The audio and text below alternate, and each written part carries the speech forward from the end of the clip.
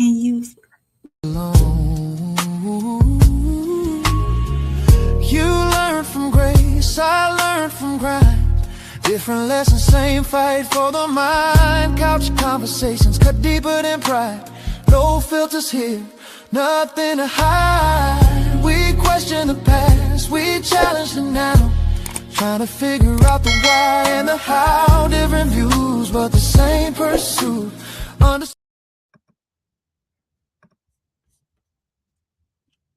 Yeah. Deep-rooted conversations. Real talk, real roots, real loves. Souls, soft rain. No middleman between the truth. I can see it in your eyes, you got it. Pain got your heart moving cautious. Different worlds, but the same kind of scars hit. Different roads, but somehow we still crossed it. Yeah. Mad cause the world never listen right. Mad cause your truth always turn to fights. But every time you speak, I hit a hurt inside. And every time I talk, I'm trying to heal the divide. Oh. All the talks we done had, all the perspectives we shared. Now we trying to understand why nobody cared about the roots underneath us. The pressure that shaped us, the trauma that raised us, and the systems that framed us. You say the way I move change you, the way I think made you. Question every narrative they gave you, and the voice in your speaker right now. That's true, that's growth, that's pain, breaking loose. And maybe we both been faded, trying to numb all the things we never stated. But tonight we confront it, no running, no hiding behind pride when the discussion gets ugly. Take a seat with me, have a deep talk with me, bring your truth with me, grow the roots with me, same soil differently. Okay, look, I'm honest, I know perspectives can divide us. One side calling it love, one side calling it survival. You say I changed cause I think bigger now. I say pain forced me to figure it out. The city we from taught silence and ego. Men taught toughness, women taught defense mode. And everybody got opinions in the background, friends in your ear every time we sit down. Social media twisting every image around, till nobody know what real love sound like now. I can tell you been carrying weight all year, trying to smile while fighting fear, trying to hold together with trauma to apart, trying to protect your peace but still guard your heart. And it's the conversation they hate when they hear it, cause truth don't care about comfort or appearance. Sometimes healing starts with uncomfortable sentences, and growth begins where accountability enters in. Take a seat with me, have a deep talk with me, bring your truth with me,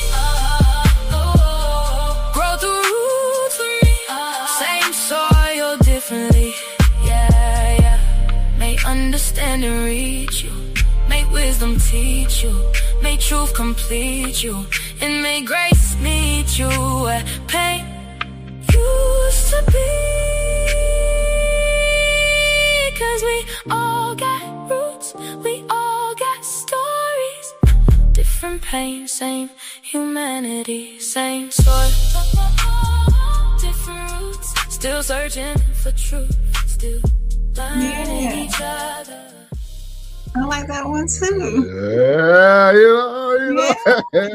Soul's been in the studio, y'all. He's been in the studio. Producer Souls, you know what I mean? Yeah. So what's going on, everybody? Welcome in. If you're just now tapping in, you already know the vibes. You are locked in with I got the wrong one. Hold on, y'all. Welcome to Same Soil, Different Roots. I'm your girl, Soft Rain, and tonight I am joined by Souls. We have some amazing content to bring y'all tonight, some amazing conversation. Welcome in. If this is your first time here, make sure you like the stream. Make sure you share it. Welcome to Same Soil, Different Roots. What you got for us tonight, Souls? Man, we got a great show to unpack tonight. So for all the new people who are joining us tonight, shout out to Jen already in the chat. Shout out to Taylor already in the chat. Thank you all for who are already here. Just let y'all know this is different. This is different from No Middleman. This is different from Rewind. This is different from all the other shows that you might see us do. This is something that myself and Soft Rain have been talking about for pretty much since we started No Middleman, was trying to start talk more about interracial relationships, other things that are going on in the world, and just breaking it down from a different way. So that's what we're here to do tonight. We are on episode 2 of our new show. As y'all can see by the thumbnail and by the title, it says manipulation or preference. We're going to be talking about Jamie Foxx, supposedly Dr. Cheyenne Bryant. And then we're going to also be talking about a little bit about, the white women coaching these young girls, how to get black athletes. Is it true? We don't know, but we are going to bring it to y'all tonight. But before we get started, man, we got something. This is an adult show, adult vibes. You got to bring it to the forefront. We got our drinks tonight. We start off every show with the one and only. We call it an icebreaker, but we call it No Chaser.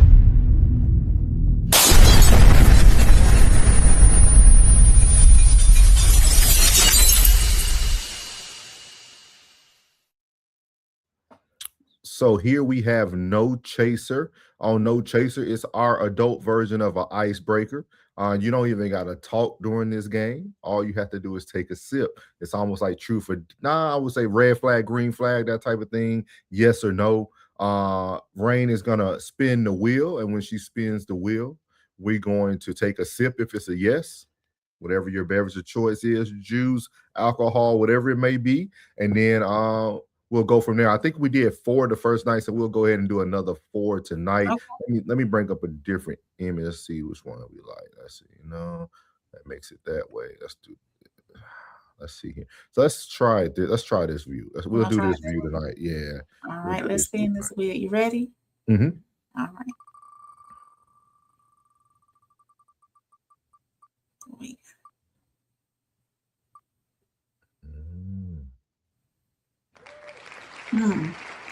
If somebody moves too fast emotionally, is that a red flag? If somebody moves too fast emotionally, is that a red flag? That sip says yes. So you took 2 sips on that one. Yeah. What's behind that? That's a good one. What's your thoughts behind that? It kind of goes back to what we broke down last night about dating. Okay. Like, I think people can have physical attraction. I think there could be things that you desire about a person because, everybody can talk a good game, right? Everybody could present a good representative when you first meet them. So a lot of times you can get drawn in by that. But I feel like if you start getting emotionally attached too soon, that is a red flag because do you treat everybody this way? Do you fall in love with everybody this quickly? Like, what makes me so different? And that could be a red flag for myself. That could be some bad way to think. But, when you hit 40, and if we're dating people our age and up, we know what love should feel like. I don't think love exists. But for y'all who do think it exists, y'all know what it should feel like. Y'all know what you should be partaking in. So that's my thought. Yeah, definitely. I think it is a red flag. Especially, I think when somebody deals with limerence too. That's something we can get in one night. Let's spin it again and go ahead and see what this next one is. Oh, man.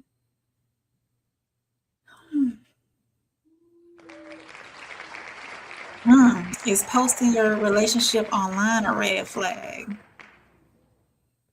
Is posting your relationship online a red flag?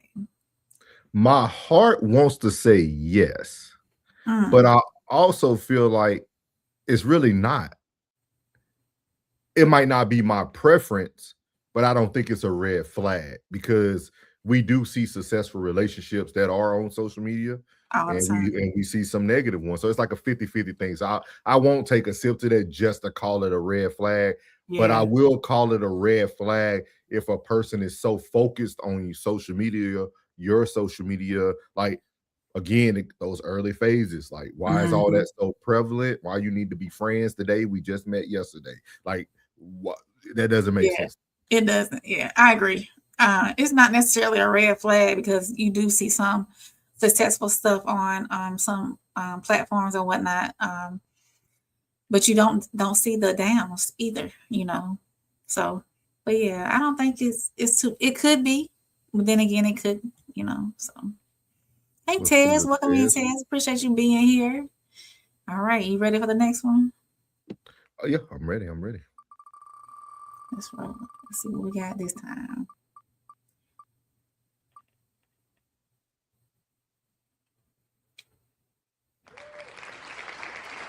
Is having opposite sex best friends while in a relationship a problem? Is having opposite sex best friends while in a relationship a problem? Oh, I almost read that wrong. Okay, okay. I read that totally wrong. Is having opposite is having opposite sex best friends Wow, while I'm gonna say no. that's a hard one. I'm As gonna long say as their best I'm friend gonna know their boundary. I mean, they're friends. yeah, I'm gonna say no. Yeah, they're friends. They don't engage in like any intimacy or sexual encounters. If I think that's the question you have to ask though, Rain. Have y'all are ever you have y'all ever been intimate? sexually active or intimate? Yes. Hey, Jen, Jen came in Jen there said hot. yes. Hey, what's up, Skull? Jen. What's up, Skull? What's Hey, up, Skull? Skull. Welcome in, Skull. Yes, sir. Yes, sir. I We're gonna would do think one. so. Yeah, she said yes. Having Jen opposite said sex. yes. I think it's the word Best best. friend. It might Best. be the best that everybody's hung up on. Mm. That's great. Okay. Do one more. Do one more. One Skull more. just came in the room. Yeah. Let's do one more. Let's see.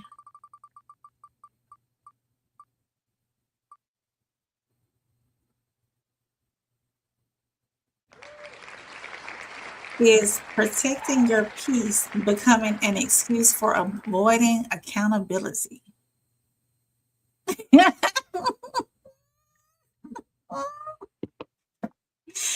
Is protecting your peace becoming an excuse for avoiding accountability? I would say no.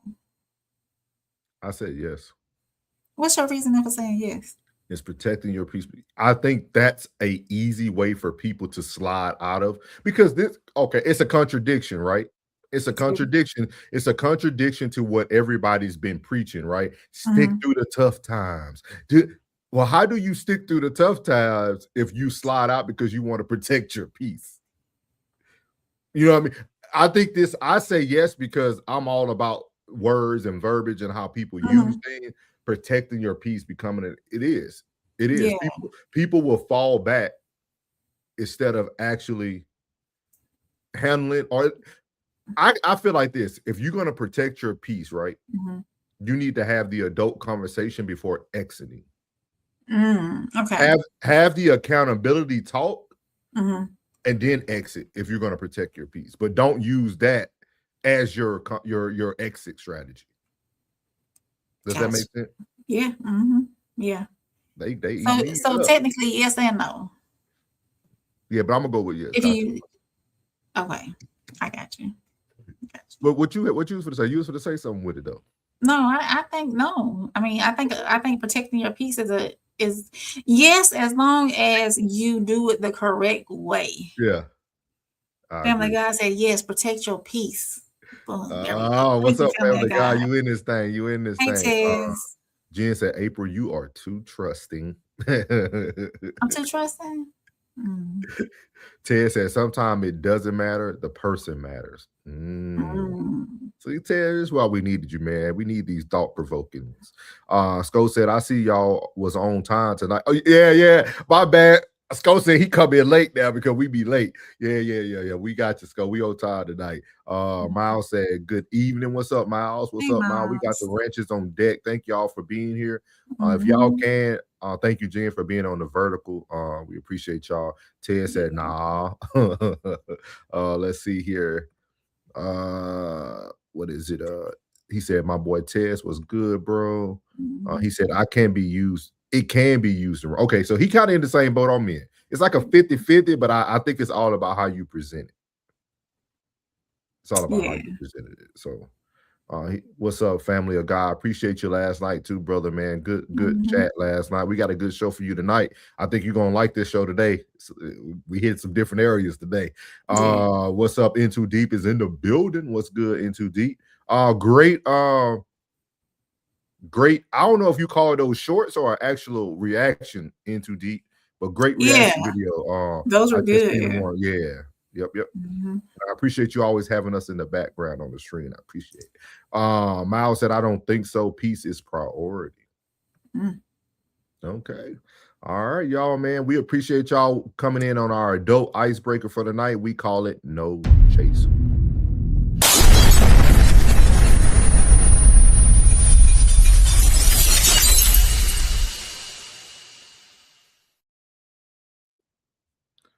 All right. So as we go into the show tonight, man, we got 3 segments that we do every night for all those who are new here. We got 3 segments that we do. The first one that we're going to be doing tonight is called Culture Under Fire. Then after that, we have The Divide, and then we have Pressure Points.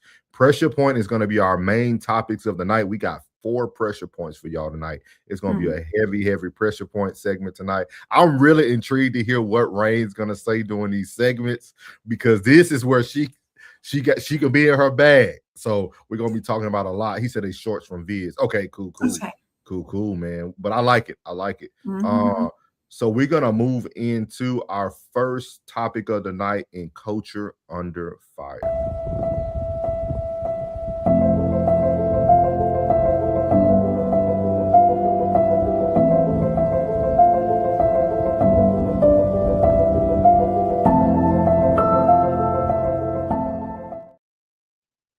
So in our first topic tonight, I'm going to take the comments down there. With our first topic tonight, we're going to be talking about Culture Under Fire. The NAACP calls for a boycott.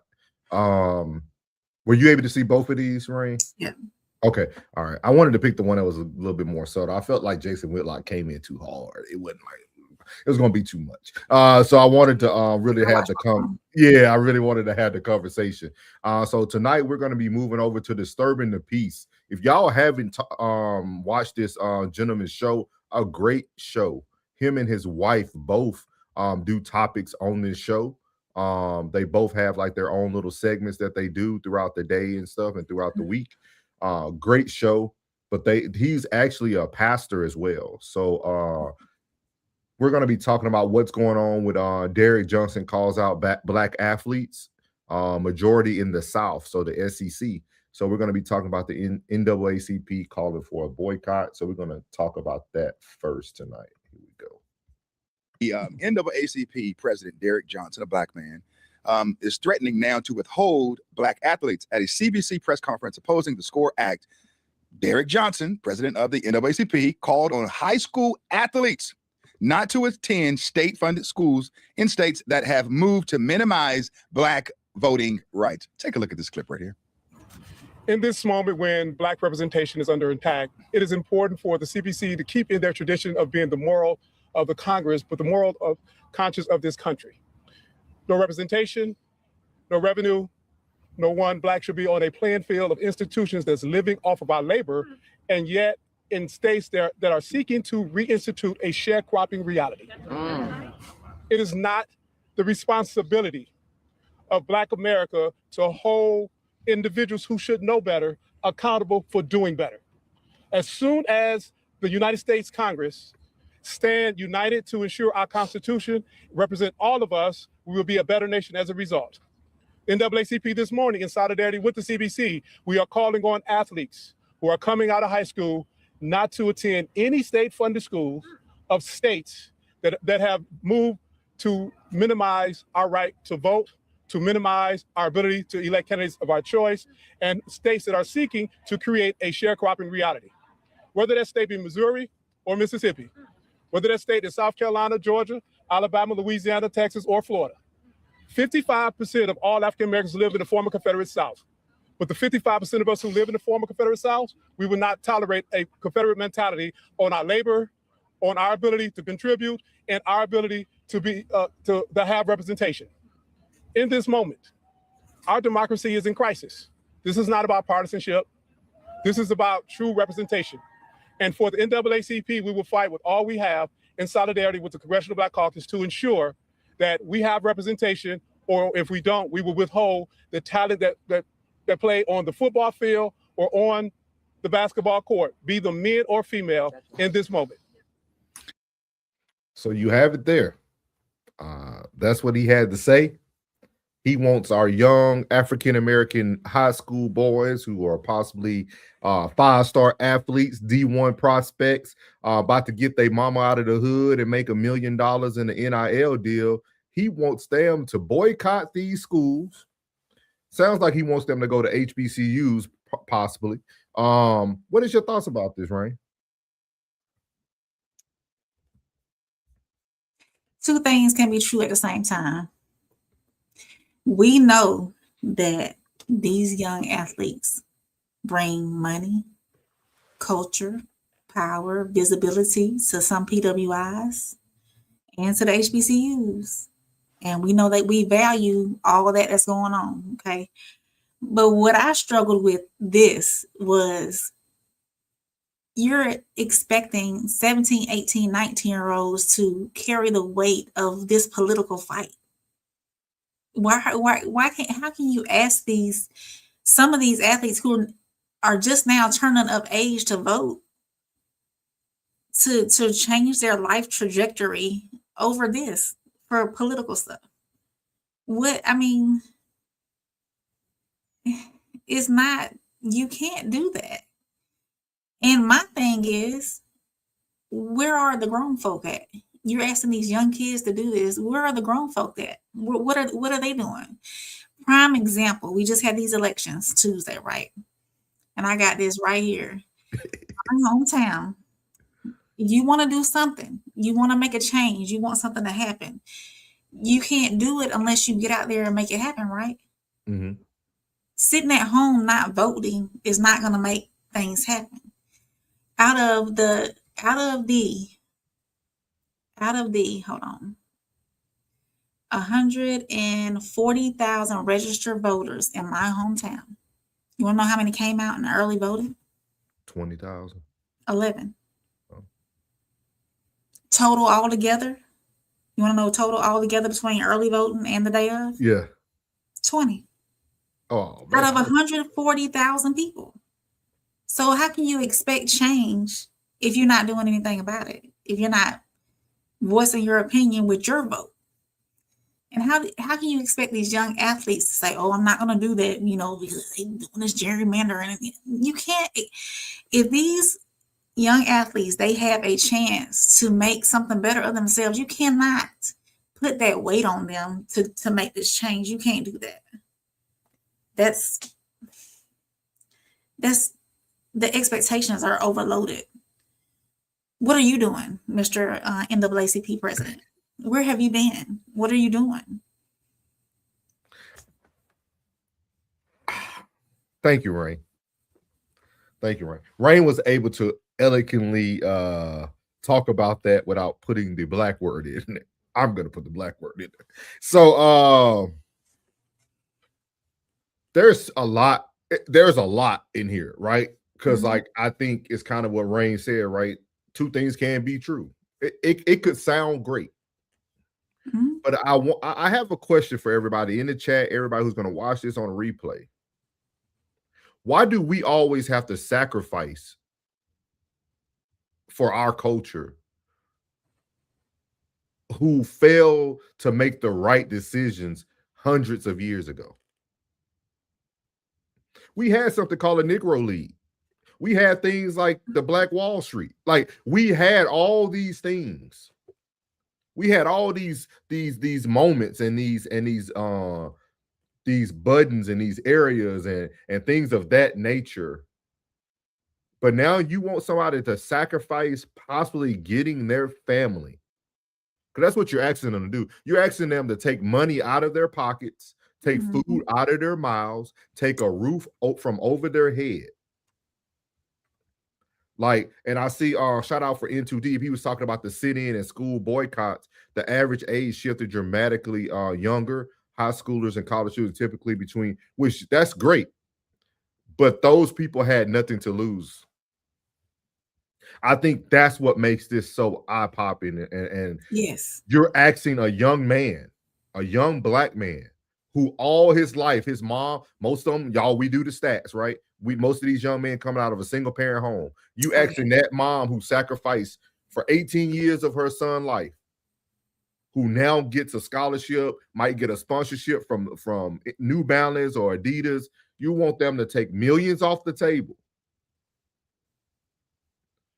for a cause like this? Something that our great-grandparents and great-great-great-great-parents should have already fought for? Like, this is crazy. This is crazy work. And it's so crazy to me that we think it's okay to tell people to sacrifice when we all don't agree on the same thing. We all look alike, but we all don't agree on the same things. This gentleman, these people here on this stage that's on this YouTube, they're all black conservatives. They're not agreeing with what you're saying. Just like the Democrats aren't agreeing with the conservatives. So you want a culture that is discombobulated, going against each other. You want them now to stand together and lose everything?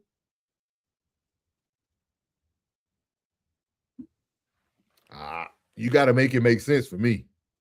You got to make it make sense for me. Like, you're asking someone to give up everything they did.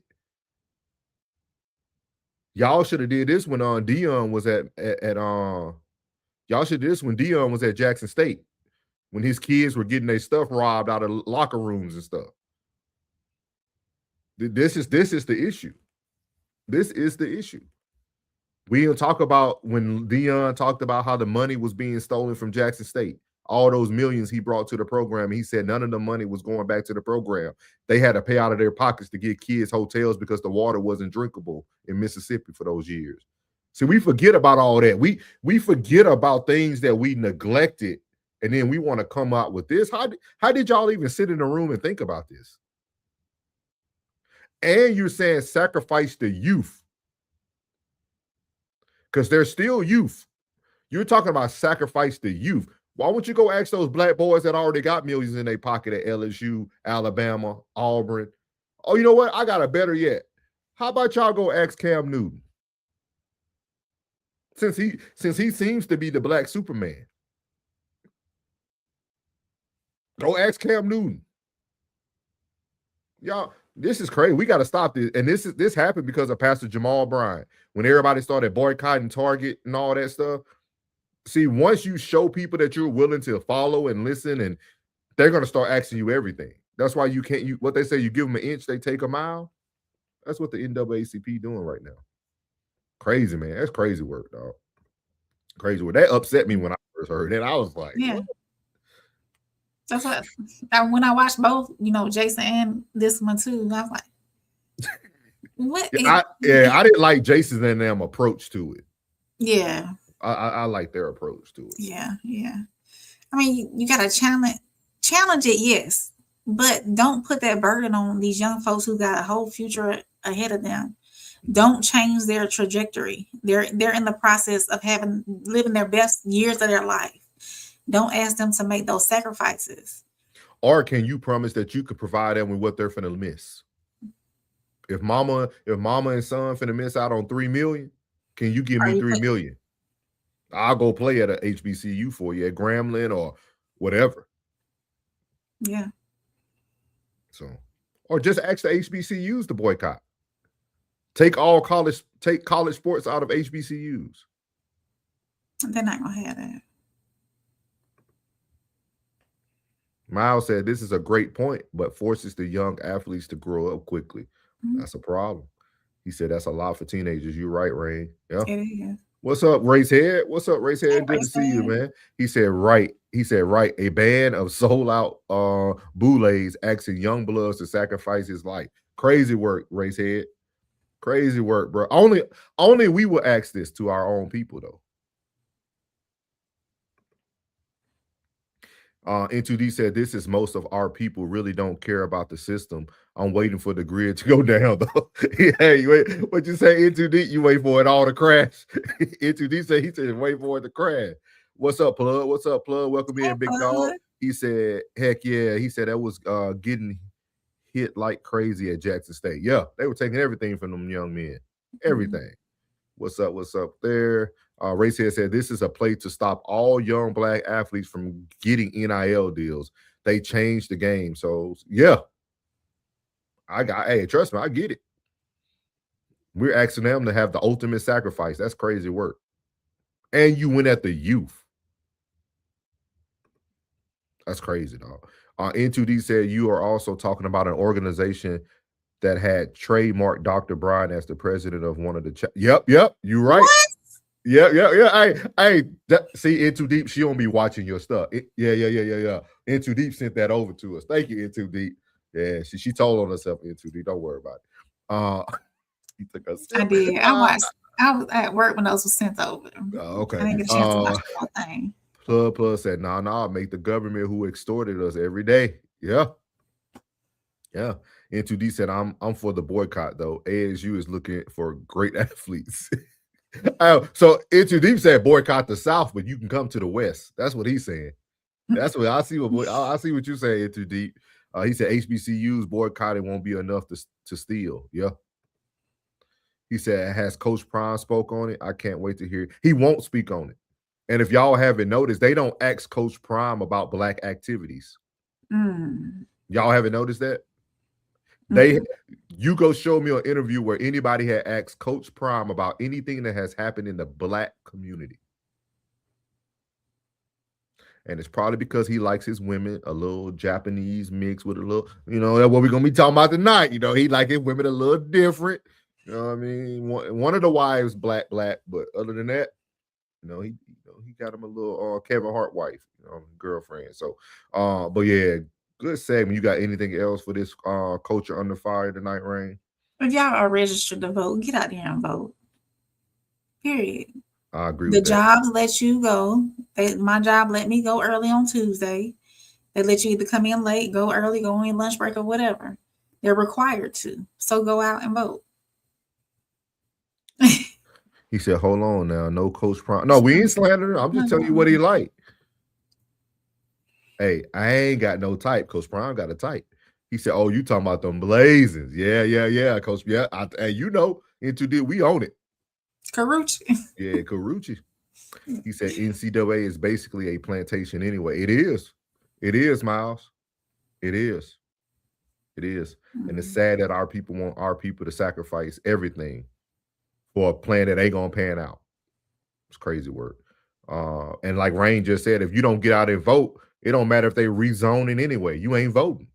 So it don't matter. So, and then I'm gonna tell you what the rezoning to do before we get off this Culture Under Fire. I'm gonna tell y'all something. Plug said something the other night I don't think a lot of people paid attention to. But a lot of times black people are moving out of their neighborhoods, right? And moving into better neighborhoods. The rezoning should force those positive black figures to move back into those zones.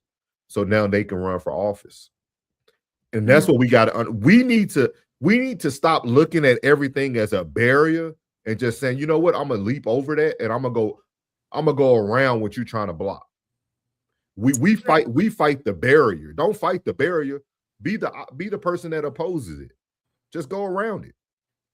You can go back in those neighborhoods, man, and vote and lead people into voting. Go into those hard neighborhoods that a lot of people don't vote in. Mm-hmm. He said, man, I do the mail-in ballots. I hope mine get sabotaged. He said, I'm in a white neighborhood anyway. Rezone all you want. Yeah. So shout out to everybody in the chat, man. Great conversation. Great first subject. And that was the Culture Under Fire.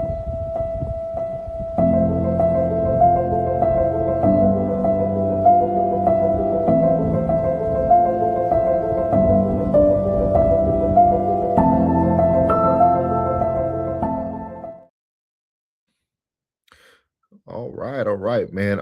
As we speak about the culture, there's somebody who's been shifting the atmosphere in the culture for a while. She's been on a trend. She's been trending upward. She has not dropped. Her trends have gone upward even after we figured out that she lied. She went even higher. So you guys know who we're about to talk about on our next segment, The Divide.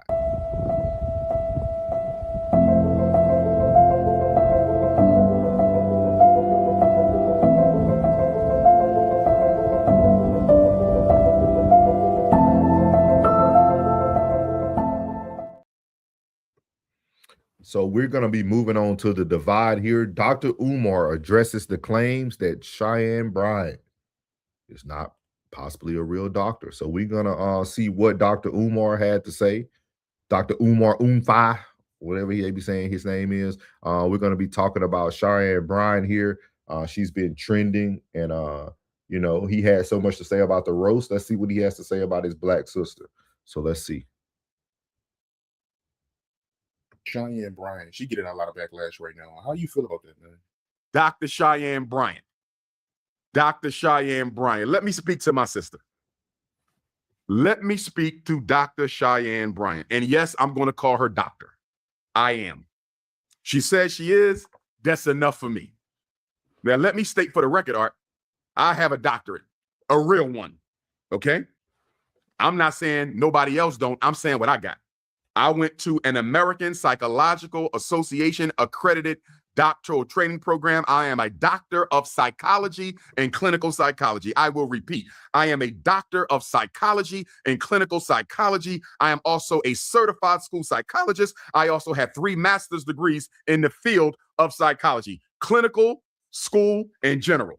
Now, Dr. Cheyenne Bryant has exploded into social media space.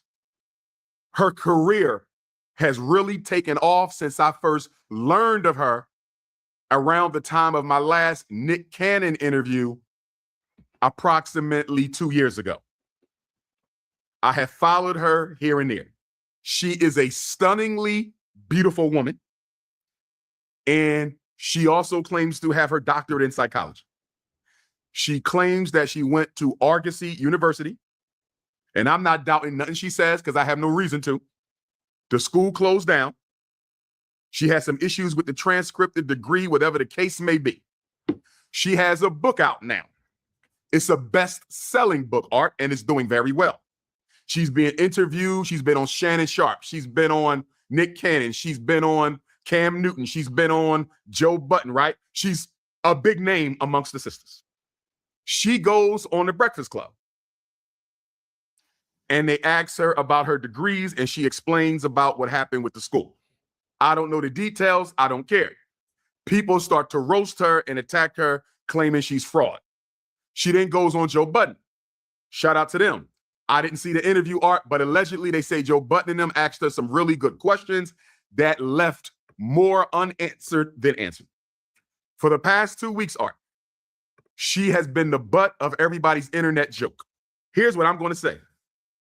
And other doctors of psychology don't agree. Cheyenne Bryant having or not having a doctorate does nothing to my doctorate, Art. It does nothing to my career. It does nothing to my profession. I don't have a need to investigate her. I don't have a need to slander her, to belittle her, to malign her, to assault her. I don't have no need to do anything against that Black woman because she hasn't hurt anybody. She is a life coach, Art, and you don't have to be certified or have a doctorate or a license to be a life coach. She ain't misdiagnosed nobody. She ain't done no clinical work without a license. I haven't seen any wrongdoing from Dr. Cheyenne Bryant. So what do I think is going on here, Art? I believe that Black women, I'm going to call the kettle black, some men too, but mostly Black women are attacking her out of jealousy.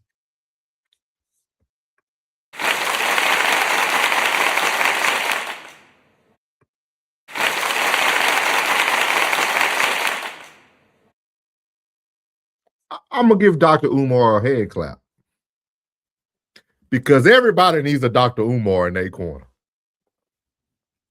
I'm telling you right now, I got one. His name Plug. Because y'all seen Plug was on trial last night, and Plug stood up. He stood up for the foolishness. So everybody, you got to get you a Plug, or you got to get you, he stood up for David Banner. Hey, you got to get you a Plug in your corner or a Dr. Umar. That man said, I don't care if she has it or not. She says she has it, and that's all that matters. When did word become truth? What you got, Ray? What you got? Make sure you seek Jesus too. Thank you, Kobe President. We love Jesus over here. You muted.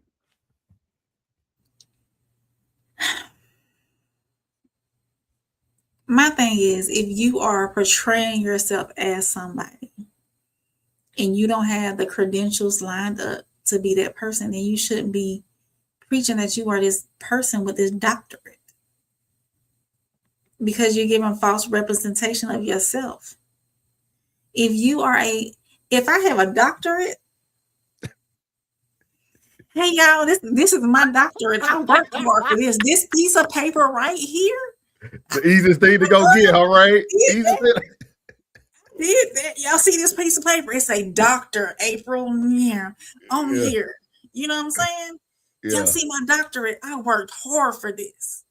But she is like, I ain't got nothing to prove to y'all. Yes, you do, because if you present yourself in a way that you're, okay, I'm a doctor of gynecology, and I'm in here, I'm looking at this all day long, but I can't prove that, I'm this doctor of gynecology. Are you gonna let me work on your pom pom? No, you're not. If you are a certified full-fledged life coach, be proud of who you are. If you got licenses to be a life coach, a therapist, or whatever, a counselor, whatever you may be proud of who you are. If you don't have a doctorate, you just don't have a doctorate. And I think she comes under fire too, because of the people who do have their degrees and do have their education, because it's like slapping them in the face, like, oh, it don't matter, you can still do, you putting out this false information about how you can bill somebody for these medical issues or these medical services, but you don't even have a doctorate to show that you can bill for these medical services. And you're messing with people's mental too. They're coming to you to seek mental advice and help, help for their mental. But if you're just a life coach, then that's what you are. Be great at who you really are. If you're a certified counselor, be great at being that counselor. And if you are a doctorate, show me that you got your doctorate. That's so easy, right? That's just like, hey, my next flight home, I'm gonna get on IG Live and I'm just gonna show y'all. Takes like 2 seconds. Yeah, and the world would hush. Oh, she was right, y'all. But I'm telling you, man, y'all need an Umar, because Umar did something. See, Umar knew that rain was gonna come with her analogy today. And y'all heard what Umar said? She has not diagnosed anyone. She has not sat down with anybody clinically. She has done nothing wrong unethically, which he's correct. So it gives, he said, okay, I'm going to say she's a doctor because she told me so. But even in the midst of it, if she's not, I did just tell y'all too, she did nothing that she needed a doctorate for. The boy good. The boy good. I'm telling you, you need a Dr. Umar on your side. And we talked about this. Y'all gonna catch this probably on Rewind number 4 or 5. We did a series about, not a series, but a show about pretty privilege. Yeah, we did. Dr. Cheyenne is a perfect example of pretty privilege. Yeah. It was the first thing he brought up. Oh, she's beautiful. That's why I really think people jealous. Like, no, you came on television, not television, you came on YouTube or content or platform, whatever, and told people you were a doctor. People now want to see, are you a doctor? Doctor for real. Holcomb picked it up. Y'all, if y'all watch our Rewind yesterday, we talked about it. We were on this a year ago. We already knew she wasn't a doctor. Yeah. Because doctors don't talk like she talks. Like, I worked in mental health profession for 15 years. Like, doctors don't talk like that. Like, not saying they don't have personalities and they can't be different outside of the clinic, but like everything she says to people makes no clinical sense. Like, not giving you anything that you can kind of go. She will be better. I'm gonna tell you what Cheyenne Bryant needs to do right now if she wants to maximize. She needs to go be the next Dr. Phil. For y'all who don't know, Dr. Phil lost his license to practice clinically. They taught us this when we were in school. And So if you notice, he has a show, but he does pretty much what Cheyenne Bryant does. They give you their opinions, but they have other specialists come and do all the things that you clinically would need a license for. Right. I think she needs to maximize her celebrity right now and her fame and get a TV show. She needs to go ahead and do it before it dies off on her. But everybody needs a Dr. Umar, man. I ain't never seen somebody just literally tell everybody, I'm not gonna look into it. I don't care. And if she says she has one, she has one. So I'm Dr. Soul. Like, I'm I Dr. Soul. have my degree emailed to me. Yeah. My degree is sitting in my email. Yes, I have the paper in a frame on the wall. Be proud of what you've done. It's hard work. Yeah. Having a doctorate, having to do a dissertation, all that's hard work. Be proud of who you are. And it's like she's hiding who she really is. So how can we trust that whenever you're hiding who you really are? But this goes back to, that's why I said it is content over everything, because we do a great job on No Middleman. We do a great job on this show. We do a great job on everything we own. Even when me and Plug are on our sports show, we do a great job of unlocking the truth. Like, do we not want truth? Like, is that what y'all are not seeking? Y'all let us know in the chat. Do y'all want everybody to lie to you? Like, is that more entertaining, I guess? Because let me know now. Let me know now. AI series, I can get a doctorate tomorrow. Boom, real quick. AI series now. But yeah, that's crazy work, man. Let's get to some of these comments because we got a long segment on our final segment, y'all. We got a lot tonight. Into Deep said, man, my off the grid plan is going swimmingly. Assuming that's what it says, or I'm going or seamlessly, or seamlessly. No, he said swimmingly, fluid. Okay. Fluid. I will have satellite, I have a solar panel, and I'll have water. I don't need anybody else. Okay.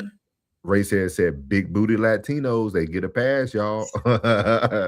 hey, he ain't lying. He said, we're all the polka dot Africans. Hey, Ray said, I'm gonna wear my dashiki next week. I'm gonna find my dashiki. Shout out to Kobe, man. We appreciate you, man, bringing Jesus here, man. We really do.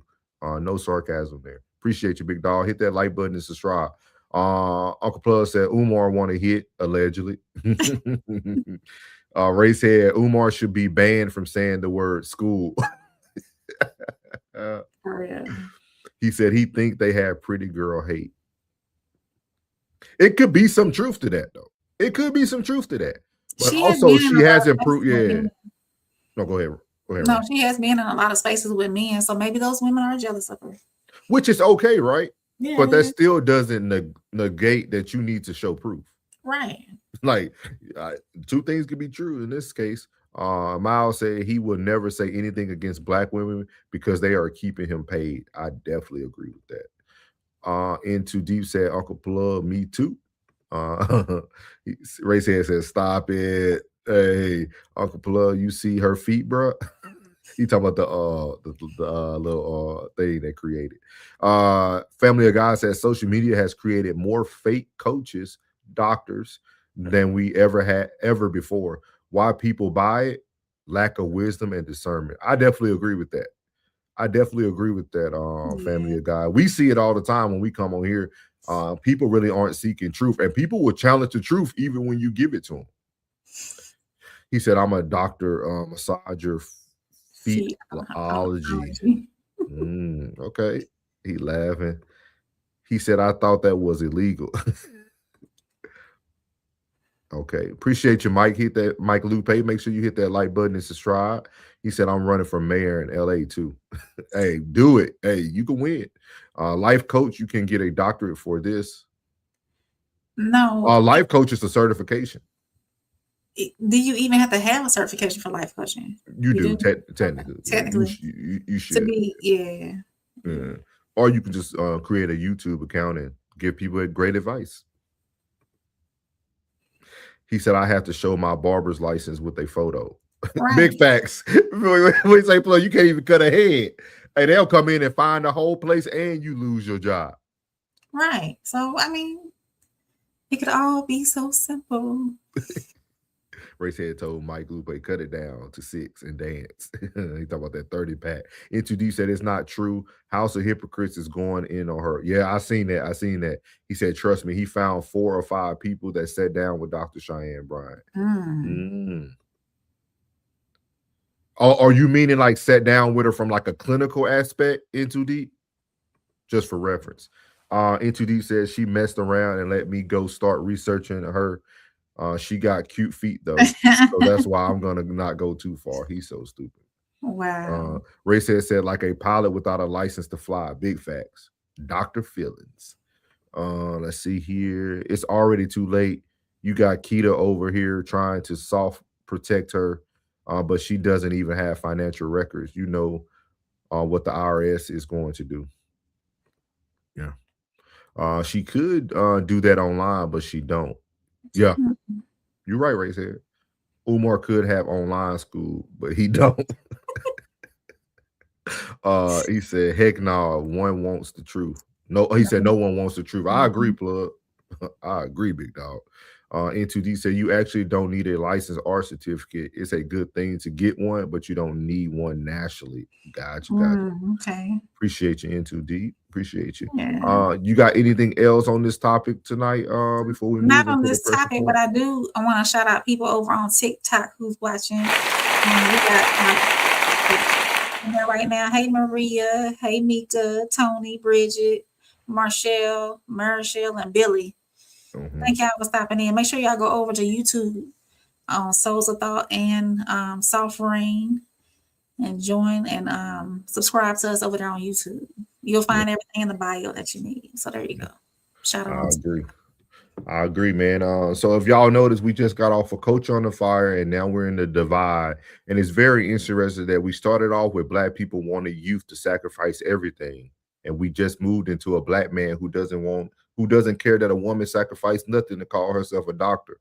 I think we're in trouble, guys. That's the Divide.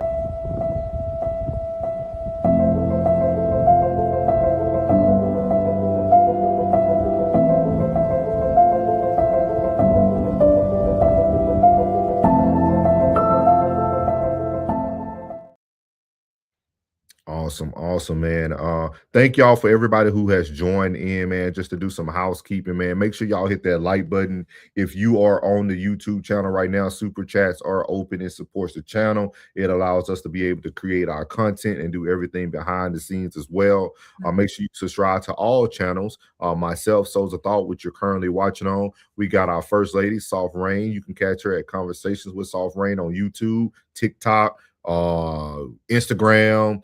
What else? That's it. Okay. You can catch her on all the platforms. You can find her. You put in Soft Rain, you'll find her. Her color scheme is purple and gold, so it's easy to find Soft Rain on those platforms. Make sure you check out our boy in the chat. You already seen him, Uncle Plug at Uncle Plug TV. That's his handle right there, Uncle Plug at Uncle Plug TV. Great conversations with Unc, man. He's I call him ageless wisdom, man. Great conversation, great story times he does. Then also y'all seen him earlier in the chat as well. Tez down, welcome down, Tez. Let me see if I can find them real quick before we move on, just to do some housekeeping. Where we at? There we go. Tez at the Tez down right here. You can find Tez on YouTube, TikTok, Kick, Switch, Twitch, and everything, man. He's on all the platforms. Y'all go check out Tez. He does a lot of good breaking news as well, a lot of things in politics. And then last but not least, man, we got our boy Classic Codes. You can catch Classic Codes on YouTube. If you want to get his music, which is on SoundCloud, you can catch him on there as B Class Music. So shout out to everybody who make up the Raw Society Coalition and the whole family, man. We appreciate y'all for real. And if y'all look in the chat, In Too Deep has everything in the chat for you all. If y'all want to go support those channels, that's the Conversation with Soft Rain.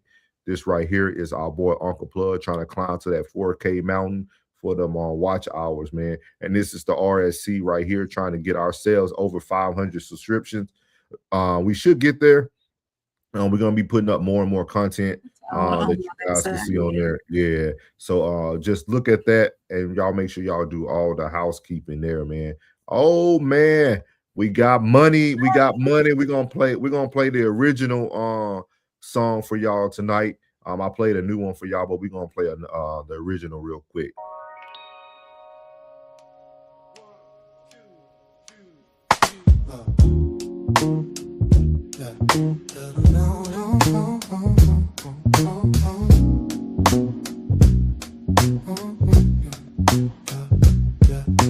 Two chairs, one room, but a lifetime between. Same dirt on our shoes, different paths we've seen. Louisiana nights, Alabama breeze. Stories in our blood, carried through the trees. You adjust your crown, I steady my gaze. Both been through fire, just in different ways. Truth sitting heavy in the silence we hold. Every scar a story, every story gold. We don't hide from it, we lean in close. Where you come from shapes what matters most. Same soil, different roots. We go through pain, we go through truth. Different storms, same sky above. So shout out to Plug for the $10, pretty much $10, $9.99 after Google get their piece over there at Google Ads. Appreciate you, man. He said he got a long day, man. Shout out to Plug, man, for saving the youth, man. He saves the youth every day, getting them fresh cuts and giving them that wisdom, man. So if y'all are in the DFW area and you need a barber who is reliable, who's going to always be on time, shout out my boy Plug at DTB Barber, man, in the Saginaw area. So y'all shout out to Plug, man. Appreciate you, Plug, for the $9.99, big guy. Let's see, here's last of the housekeeping, what he said. He said, also, man, why don't I get the notification on TikTok? It's on my personal page. I can't go live on South Ranges yet, so it's on my personal page. Racehead said deception has its own currency. That's the flip side of the world we live. That's big facts, Racehead. Big facts. Again, this is on Classic Codes right here on SoundCloud. If you need some bangers for the gym, man, great music. Great for people who like music and you have children. No profanity, clean, good music, man. I think that's really the biggest selling point. I let my 10-year-old listen to it. So wonderful music. Yeah. That's the biggest point, man. You positivity all the way through, encouragement, all that. And then also try to get Classic Codes to 5K subs on his Classic Code Sports. Mm-hmm. He does live boxing commentating and things of that nature, man. So y'all go check him out there. Yeah. And there goes the Tez down, man. Just wanted to do that housekeeping and take care of the family while we're here. We are about to dive into our biggest segment of the night, pressure points. Okay, you was answering him already. Mm-hmm. He said, now you're playing real music. He said, who's the artist? One of my artists. I can't really talk about it right now. We talking contracts and money, but Producer Souls got, call me Zaytoven Souls. You know what I mean? We got a lot working over here. You know what I mean? Just stay on the lookout. We got another track for y'all to close out the show tonight. Don't worry. So shout out to everybody who's tuning in, man. Make sure y'all do the housekeeping. Y'all share this too, man. If everybody who's watching share it with one person, man, it doubles the views, man. It's free. But we're gonna be moving on to our heavy topics tonight, man. This is great banter. So I'm ready to see this. I'm gonna let Rain have a lot of these conversations. I'm ready to hear her voice on these. So we're gonna move over to pressure points. Here we go.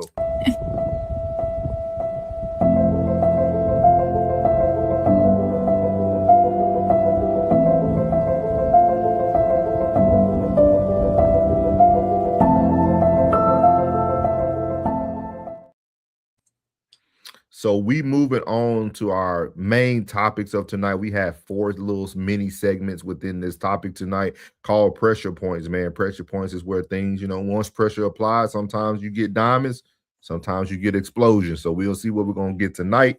We're going to be starting off with the first pressure point. White women teaching young women how to get athletes. We're going to be going over to the great world of TikTok to talk about this. Let me get this strolling down the bottom of the screen so y'all could be able to see everything. And this is actually something that is very true. The text messages were leaked. So here we go, man. We're going. I don't know how you say his name, Koti some X or something like that. But a big sister leaked a playbook on bagging an athlete. Just went viral, and Cam Newton had to talk about it as well. So here we go. Wow. It's how to get an NFL or NBA level athlete while in college. Listen to what she say. Her little sister says, I want a football player, NFL, preferably a tall chocolate one. Like you did. I want your life. That's easy, but you have to play your cards right. You can't be an emotional little girl. Teach me. Number one, he's the prize. Remember, he can change your life. You can't change his. 2, dealing with cheating, don't look for it. Girls will throw themselves at him and some will succeed. It is just a fling. Let it go. But don't let him get emotionally attached to one of them. P.S. He always be attracted to black girls. Activate the shenane in her by picking at her and let him see it. He'll ditch her real quick. LOL. Wow. If she's like us, it'll be harder because more than likely she's playing to win him too. Make him choose. 3, be an asset to him. Fold his clothes, buy and bring him his food. Press pause right there, Peggy. Because let me tell you something, brother. Boy, first off, I need to cite that source. I need to see where she at and who she got and what she looked like. And boy, she about to have a New York bestsellers. Because she was on vacation at the time. I don't care what she was, but she was preaching the gospel. Because she need to have some disciples. Well, she creating some. Because boy, if that's true, I was like, whoa, there's nothing more valuable. And us men can relate to this. Then a helpful a woman that's just gonna find the issue. And while finding that issue, they got a solution. Oh, that's a person that's gonna find smoke and not panic. They're gonna find an extinguisher. See, that's the thing. Like, whoa. Find a problem and be the fixer of that problem. Yeah. See, that creates more value than anything else. See, all the other stuff, all that other riffraff, all the like, no. Any man, I only can speak from a man's perspective, but for obvious reasons. Any man that is going through a lot need a solution. Need a lot of solution. The more that you can take off his plate, sisters, I'm giving you the playbook, sister. You don't have your notepad out already? We see, we don't want to find the toxicities. Yeah, we're dabbling now and then, but we'll always be like a drone and find home where peace is. Now, E.T., go home. Go home, bro. E.T. Listen, man. Listen. See, a helpful, considerate, purposeful woman will always have a spot in somebody's heart. That is true, no matter the race, yeah. Oh, thrill! Yeah. That's cool and all. The thrill ain't gonna do the real, though. The thrill is gone, baby. Who was that? Was that BB King? That was the thrill is gone. It was. You sure? I know for sure. Okay, we're gonna fact and check if that. It ain't, the comments will eat. They will let you know. Let them know. Okay, the thrill is gone. That. So when old girl is trying to put her other girl, put her down. Put her on.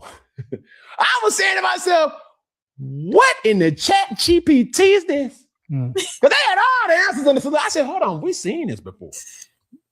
What in the get out was that? That's true. Because sisters, they gave you the doggone playbook. Don't be mad if it don't work for you. Yeah. Somebody got to say it. Leak message.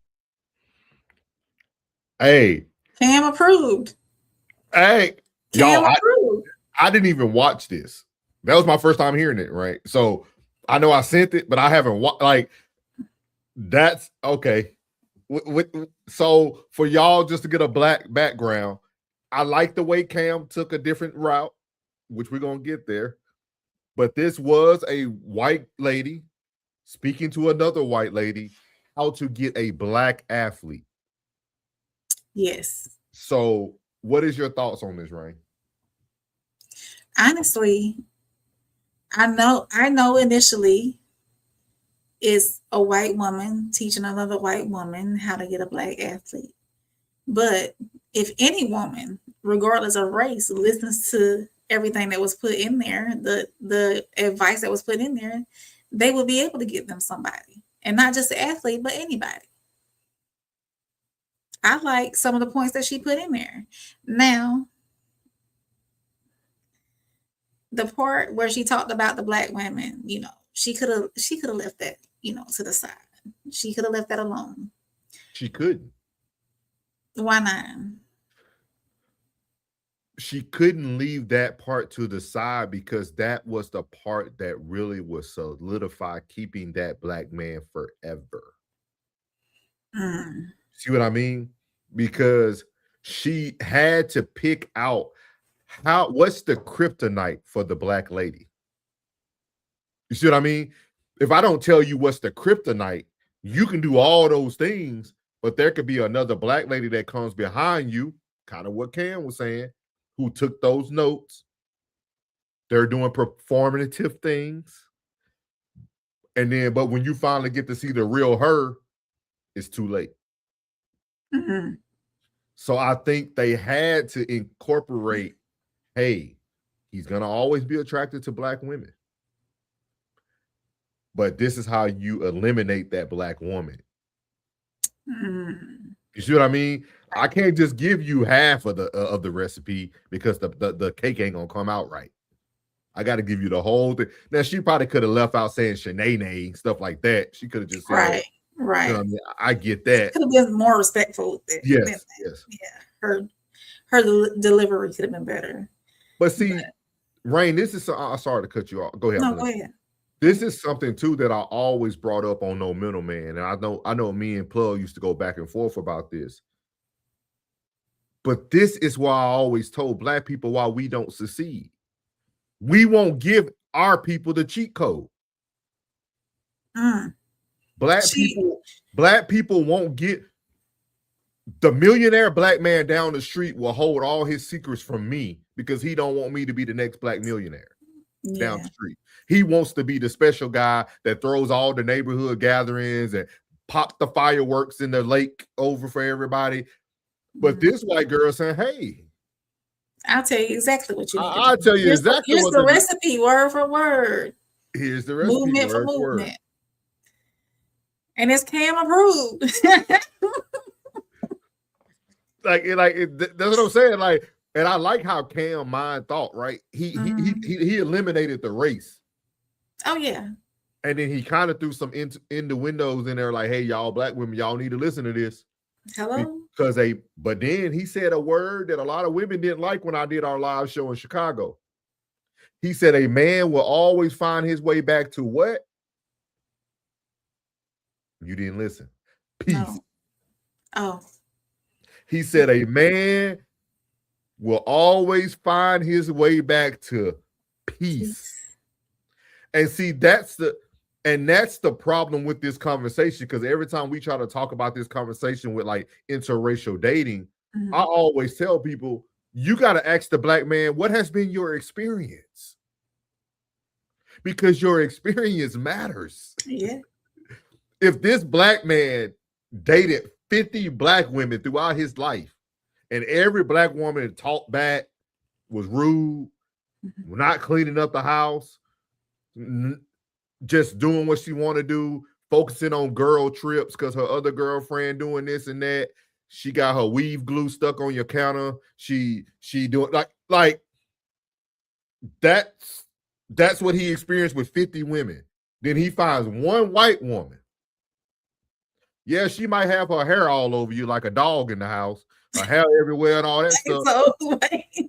Y'all do you do. Y'all white women be having hair everywhere. You know when a black man date a white woman, her hair all over you. Like that's just that's what you live in. It's everywhere, your drawers and everything. I'm telling any black man right now, you date a white woman, you don't be out there in the streets because the other woman gonna know. Because that woman hair gonna be on you. But I think it's almost like, okay, he has this one experience and he's like, man, I'm 5 years in and we haven't fought. She hasn't disrespected me. She hasn't talked back. Like, you got to think, how would his perspective be? You see what I mean? And look at it, we got some great conversation in the chat too. We sure do. Let me know if you want me to read them. Yeah. Let me we got some good. I got you. I'm right here for to take over this chat for y'all. Hold on 1 second. Here you go. Ray said Travis Hunter's girl could write a book. Tristan said, I'm cool, bro. Hey, T, how you doing tonight? Yeah. We need our sniper in there. We're waiting on our sniper. 1,000%. Yeah, we do need our snipers. We appreciate y'all too. And Too Deep said, I'll be watching all his stuff. I have so many clips, the chitlins. Race has said, to all my young athletes out there, have these girls sign paperwork just to come to the cookout. Little Penny, hey, Little Penny. What's up, Little Penny? Protect the investment. Race had said black athlete, executive, or whatever. Yeah, whatever. Yeah. Mm-hmm. And Too Deep said couldn't leave. She couldn't leave that part out. The reason why is because she is protecting the asset, and the asset needs to be protected at all costs, keeping black women away from black men. Boy, and Too Deep, we on the same page, boy. Racehead said because white women do things that black women don't. I ain't say it. Racehead did. Miles says sounds like she's selling stereotypes. Is she? Is she, Miles? Cam Newton would say differently. Kenneth Russell, welcome in, Kenneth Russell. We appreciate you being here. Make sure you hit that subscribe button while you're here. In the words of Prince Rogers Nelson, if I gave you diamonds and pearls, would you be a happy boy or a girl? Yeah, that's a good. I like it. Trishan said, although I agree with that, Souls, black men have been speaking for a minute now, and they choose not to listen. Okay, I see where you're coming from. So he's saying that black women choose not to listen. Yeah, right? yeah. He said everything Cam said. We black men have been saying it. Yeah. Okay. Racehead said facts. That's the problem. And Too Deep said the easy solution is the whole Chud the Builder scenario. That's all she said. How do you stop that from happening? Don't pay her no attention. Miles said, are black athletes that easy to figure out? Honestly, I think it encapsulates all men. Thank you. Yeah. Not just athletes. Yeah, all men, period. I think the race brings the viral aspect. Of course, yeah. The race is for the viral aspect. I guarantee you it's black women sending the same chats to the Basketball Wives group. Think about that. We got TV shows built around black women getting black men. Like it's a TV show built around it. They just putting the race in there just to make it viral. That's all it is. Yeah. That's why I think Cam was smart about how he went around it.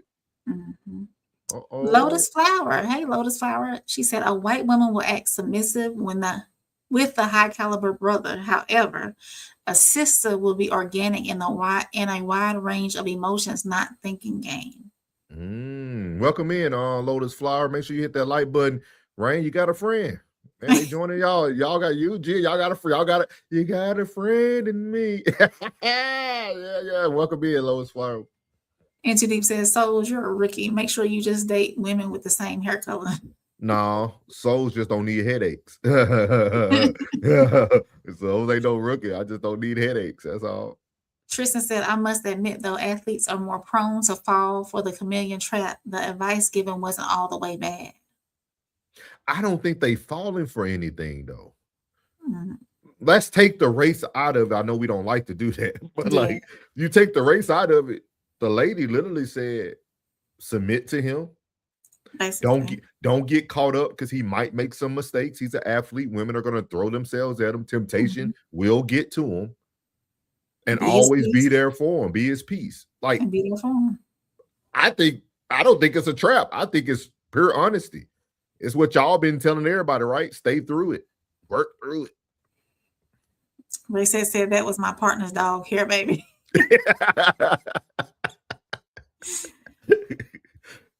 Sunny Carr. Welcome in, Sunny Carr. Make sure you hit that subscribe button while you're here. Make sure you hit the like button and share this stream because I'm about to get on you. White women don't bathe daily, though. Yes, we do. Yes, we do. Raise it. I'm about to get on you. There are women in every race that probably don't bathe daily. So it's not just white women. Where did that come from? You know, white people get the stigma of not bathing their kids every day and not bathing every day. Okay. Let me ask you this, Rain. Let me ask you this. We got to have these conversations, right? Of course. Do you think dating black men did change some of the way you live your life? You got to remember now, I grew up in the culture. Well, even that you can answer from that way too. I mean, no. What in what aspect of living life? For instance, right? Like I always tell people about the white starter kit. If you want a real white woman, right? You got to get the blowfish, the hey dudes, the Abercrombie and Finch jeans, and that's the starter kit. But down the road, you might see her swag change a little bit. You know what I mean? She got some Air Force Ones. She might got the Pandas. You know what I mean? They style change a little bit. They get a little bit more swag. Do you think that comes for most white people? Even being hygienic, that is a black person thing. Yeah. You know what I mean? It is. Not saying white people ain't hygienic, right? But because I haven't met a white woman that didn't bathe every day, so that's hard. That's far-fetched for me. So, but do you don't think nothing rubbed off on you, or maybe you took some things into consideration because I don't want to be that person they're talking about? Because y'all know sometimes y'all be stinking now, right? What? You know, the white folks, when y'all be in the gym sweating, they be different. Wait. She don't want to have honest talks, y'all. You ain't never smelled a white dude in the gym? Yeah, because they didn't bathe. I smelled black dudes in the gym that didn't bathe either. No, it'd be our shirts and stuff. We just be sweating out our shirts, that's all. We'll move on. Go ahead. Tristan said, this is what happens when black women look for the finished product instead of the positive trajectory of the black man. I can let me give you a round of applause for that one. I like that one, Trish. I like that. I like that one, Trish. You fell right in with that. I like that one. Yeah. Racist said at Sunny Car, not the ones I know. That's what I said. Thank you. That's a horrible myth. Lil Penny said any man finds a fortune if she puts his peace over her emotions. See, peace is everything. I got those women went off on me in Chicago when I said that. And I had to tell them too. Look, the man don't want to come home here. They don't want to hear that. They want peace. Racehead said it's a social economic thing. What you talking about with bathing? Racehead. And Too Deep said you got to listen to the whole video because she lists a whole bunch of things that she needed to do. It was like an itinerary of 10 things to make sure that she made sure she gets to the dude. Do you want me to pull that up right quick and I'll read everything off, or do we need to move on? You got time? No, we got time. Whatever. Okay, if you can find it quickly. Let me see. Let's see. All right. While you doing it, I'm gonna finish these last three. Racehead said he hanging with the homeless. No, yeah, they be out there bad. He said buckle, bro. Yeah, they be at buckle too. Them starter kits, man. Ain't nothing wrong with it though. He said I ran into a couple females that didn't wash every day, and they were cream colored.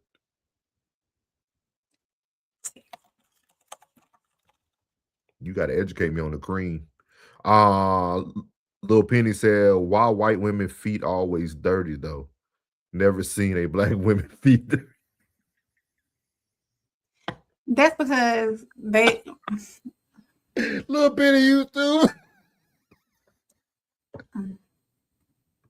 Lil Penny said, stop wearing sandals. That's what he's telling y'all. You want me to share my screen? Yeah, do your thing. I'm going to read this while you're doing it. He said, let's be honest. Black women know what we want.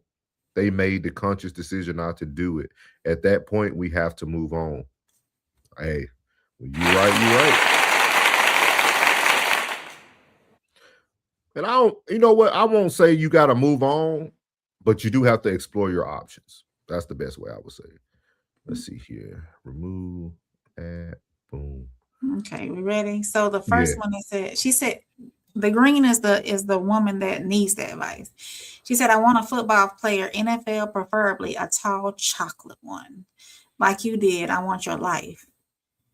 And she said, well, that's easy, but you have to play your cards right. You can't be an emotional little girl. And she said, teach me. Number one, he is the prize. Remember, he can change your life. You can't change his. Dealing with cheating, don't look for it. Girls will throw themselves at him and some will succeed. If it's just a fling, let it go, but don't let him get emotionally attached to one of them. P.S. He'll always be attracted to black girls. Activate that Shanae in her by picking at her and let him see it. He'll ditch her quick. If she's like us, it'll be harder because more than likely she's playing to win him too. Make him choose. And number 3 says be an asset to him. Fold his clothes, buy and bring him his food, do his homework, completely integrate yourself in his life to where he can't function without you. Number 4 is don't embarrass him. Don't cheat. Don't text other men. In parentheses, she said his cute friends and teammates will try you. Ignore it. Just in case a relationship goes south, another athlete will see you as gold. Number 5, go completely wild on him in bed. Use throat spray, do any and everything. Be spontaneous, make it go down anytime, anywhere. Number 6, his mom, Lexi. Do not tell his mom any personal information, especially something negative. She will tell his entire family and he'll blame you. Just smile, wave, and be quiet. What? And Whoa. Read that last sentence again. just smile, wave, and be quiet. Oh, that should have been number 1. That should have been number 1. My bad. Number 7, always look good and appealing. Hair and face always has to be done. Push for marriage or at least to have multiple kids and you got him. In 2 years on draft day, you'll be a millionaire and all your friends will work hard in school to literally never have the life you live. It's so sweet in regarding Lex. Rewarding Lex. I'm in Cancun right now. This sounds like exactly what Travis Hunter's wife did to him, though. Mm-hmm.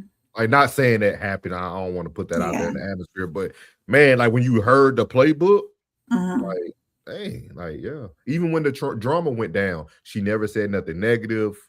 She never like it's very unique, man. It's very unique. It's a lot of positive things in there, though. Can you read number 1 again? I think this is the one that a lot of women will miss. Number 1, he is the prize. Remember, he can change your life. You can't change his. That's the key. That's the key to success right there, because it's almost like she gave her the Alcohol Anonymous tips to becoming a sober athlete wife. Like, because the first thing you have to do when you solve anything is actually admit that you have a problem. The first thing she told her she had to admit that he is the prize. If a woman, we're gonna bring this back on a no middleman, because this is why I tell people. I didn't even know I was telling y'all this, but I was telling y'all the secret. This is why I tell women you need to come in submissive. That's what she said in line number 1. Come in submissive. He's the prize. Yeah. That's like, it changes everything, y'all. Like, it changes everything. I'm telling you, it changes everything, dog. Great, man. Pressure point for to be tight tonight, y'all. We got some good ones tonight, y'all. And we just started. Y'all. We're gonna let Rain. You want me to read since you just read? I can read. It's fine. We're gonna read these, y'all, and then we're gonna get to pressure point number 2. Ray said black athletes and white women, social, economic. Okay. Oh, okay. Miles said, am I the only person who hears racism? It's literally divide and conquer. I can see how you hear that, Miles, but I think if you heard what Cam said and what we all just said, what Tristan said, if everybody takes the race out of it, she still's giving you the keys to the kingdom. That's, even if it, all the way across the board, no matter what race it is, period. Yeah. Jen said, Jesus Christ, what kind of white women do you have around you to have those horrible experiences? I can hear her saying that. Yeah. Ray said, laughing. Trisha said, Rain, I decided to try your kind officially. Oh, welcome to the ski slope. Welcome. I hope and pray that you come across someone who is genuine and worth your time. Tristan, the only thing I would tell you, sir, bundle up, okay? Get good cold protective gear. Always be ready, okay? Always be ready. Little Pen said, you seen them yoga vids with the white women's feet darker than the West. He's still talking about dirty white women's feet being dirty. Into Deep Trish said, Tristan, welcome. Can I say something real quick too, Ray? Go ahead. I'm thinking this, man, we got to talk. We're going to have to do a series on it. It all is making sense to me. Like, I'm having like visions of like the things I see. That's why you can see that white lady. Y'all ever seen a white lady that you see her husband and you like, how is he still with her? She got 4 kids. She's all out of shape now. She's outside with jogging pants on. She's walking outside with the kids with no socks on. She just looks like a person that's just scrambling around taking care of the kids, right? She got a Tahoe. She's taking them to soccer, baseball. But then you see the husband, he pulls up in his Mercedes or his Audi, and he's in slim, trim shape. He got that perfect beard, that hair swoop to the side. Like he looks like he just still the star quarterback for the team. And you look at her and then you look at him and you be like, how's that happen? How does that happen? How is that possible? That's how.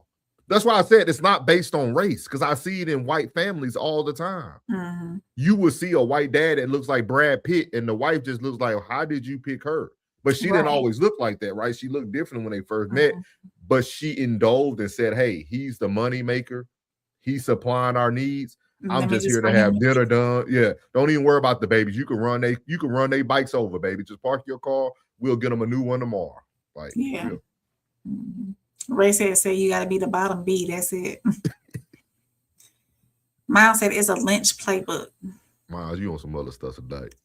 Tristan said, "Souls, this is good advice. With these women had the mindset established to be a wife.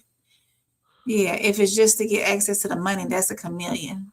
Yeah, I understand that point." Ray said, "And men don't ever become dependent on a woman." I'm glad you caught that, Ray's head. Yeah, Tristan said, "Travis Hunter's wife is still a chameleon too. I don't care." Into Deep said, like the go wild in bed part, WWF, WWE, pro wrestling. She let it go down anywhere and everywhere at any time. Hey, Roxy, welcome in. What's up, Roxy? What's up? Little Penny said, one isn't the key to success, it's the key to society. Tell them, Penny. Tristan said, hey, Roxy. Oh. Jen said, tell me why, if a woman has this playbook, follows it to a T, does a man still seek attention elsewhere? The fact that this is a thing is diabolical because none of this works long term. It does, Jen. Even the rules in the book said, don't worry about the infidelity. She's like it works long term. This is a conversation that I'm gonna give y'all the mind. Let me give y'all something real quick. I'm gonna give y'all a thought process to think on and take it with you from here on out, right? As a child, you make a mistake, right? If you get punished, it's unlikely for you to do that mistake again.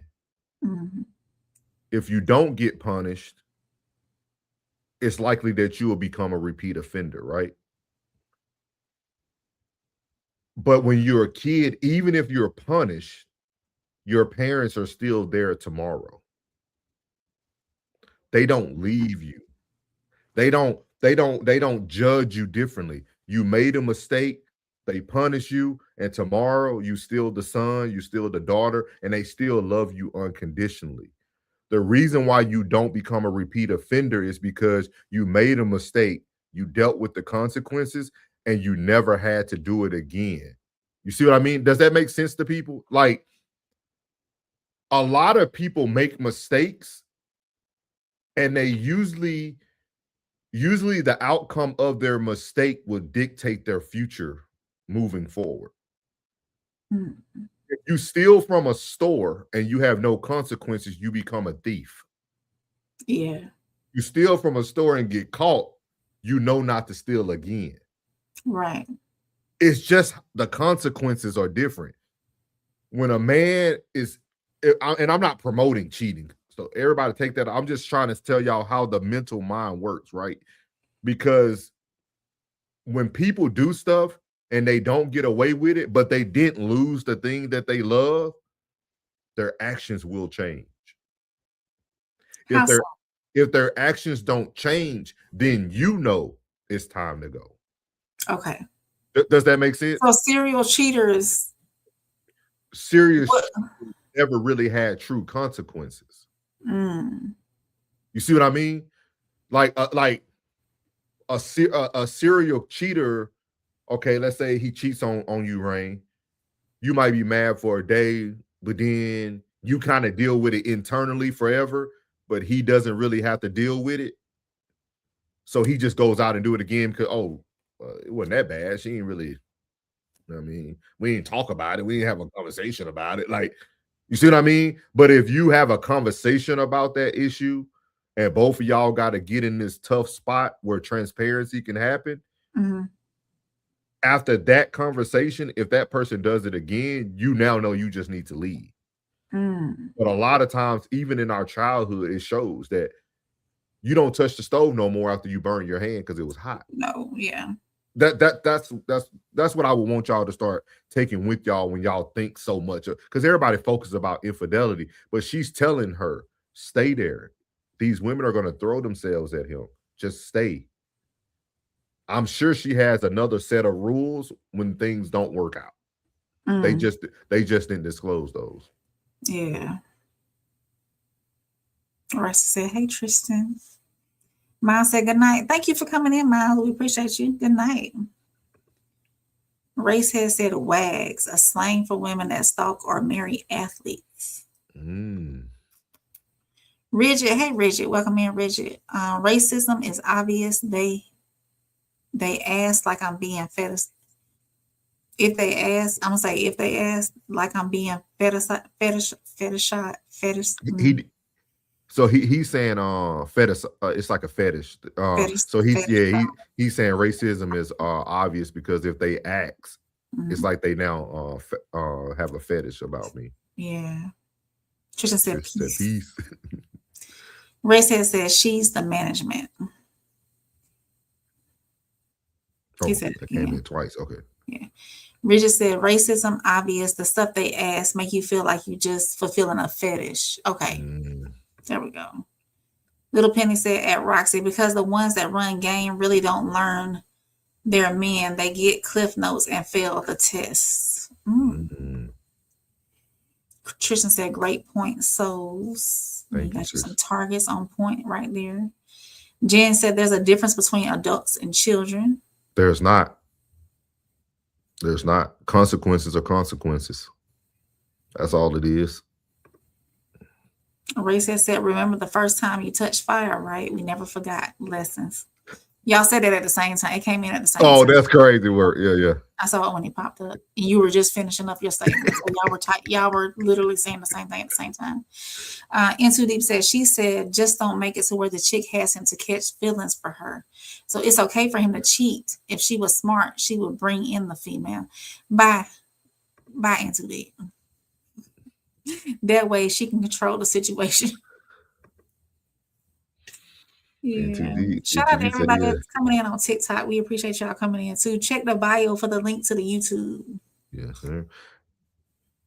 Little Penny said adults are just children who either learned or didn't learn a lesson. Everybody track it. They track it. I learned a lot in mental health, y'all. I'm telling you, it's a lot more to this. I think we think so concretely sometimes, but it's a lot to this stuff, y'all. Like I think it's hard to accept because nobody wants to be hurt.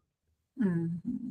I think that we got to remove the hurt and really look at the big picture of it. That's all. So we're gonna move on to pressure point number 2, y'all. Pressure point number 2: white women don't marry for love. So Rain, like we getting it tonight. So white women don't marry for love. Again, we're going over to TikTok to Afro TV.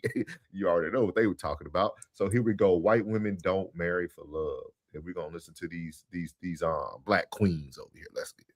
But at the end of the day, is it really love? White women don't care about love. They're not trained to marry for love. They're trained to marry for stability. Why are we confused? And just back to what you were saying the white woman didn't care about cheating. Duh. The white man was sleeping with the slaves, and she did not care. That was still her family, and she was still riding for the white man. What part of it do we not understand? Let them go and be where they're celebrated. Do what you do, but at the end of the day, is it really love? White women don't care about love. They're not trained to marry for love. They're trained to marry for stability. Why are we confused? And just back to what you were saying the white woman didn't care about cheating. Duh. The white man was sleeping with the slaves, and she did not care. That was still her family, and she was still riding for the white man. What part of it do we not understand? Let them go and be where they're celebrated. Do what you do, but at the end of the day, is it really love? White women don't care about love. They're not trained to marry for love. They're trained to marry for stability. Why are we confused? And just back to what you were saying the white woman didn't care about cheating. Duh. The white man was sleeping with the slaves, and she did not care. That was still her family, and she was still riding for the white man. What part of it do we not understand? Let them go and be where they're celebrated. Do what you do. So there you have it. Pressure point number 2: white women don't marry for love. What you got, Rain? I disagree. Go ahead. I think white women do marry for love. Rain, like I don't really know what to say with these folks. I'm adjacent. You know what I'm saying? So I grew up in a different household than your typical Becky and Sue and Kelly. And so I really can't. I don't know. I don't know. Like in a typical white household where the mom and dad are there, where dad is mostly the provisioner and provider, and mom is like a stay-at-home mom, then I would imagine that maybe, just maybe,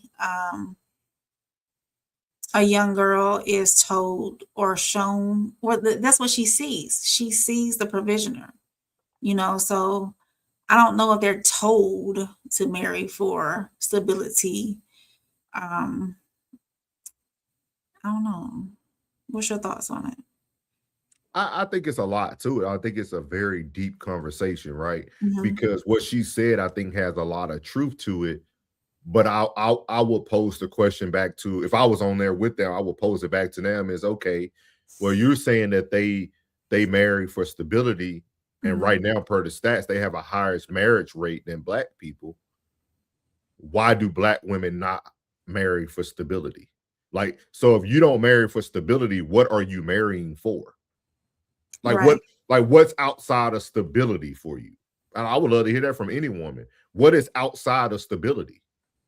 Like, what else do you want outside of stability that you're technically getting married for? Like, it's a deep question. Like, yeah, like you're arguing a point. She's very passionate about what she's saying, but it's like, okay, but let's say he made a mistake, he cheated once and never cheated again. Like, we're thinking worst case scenario. We're thinking serial cheaters, and like, let's say that whatever happened, and she chose stability.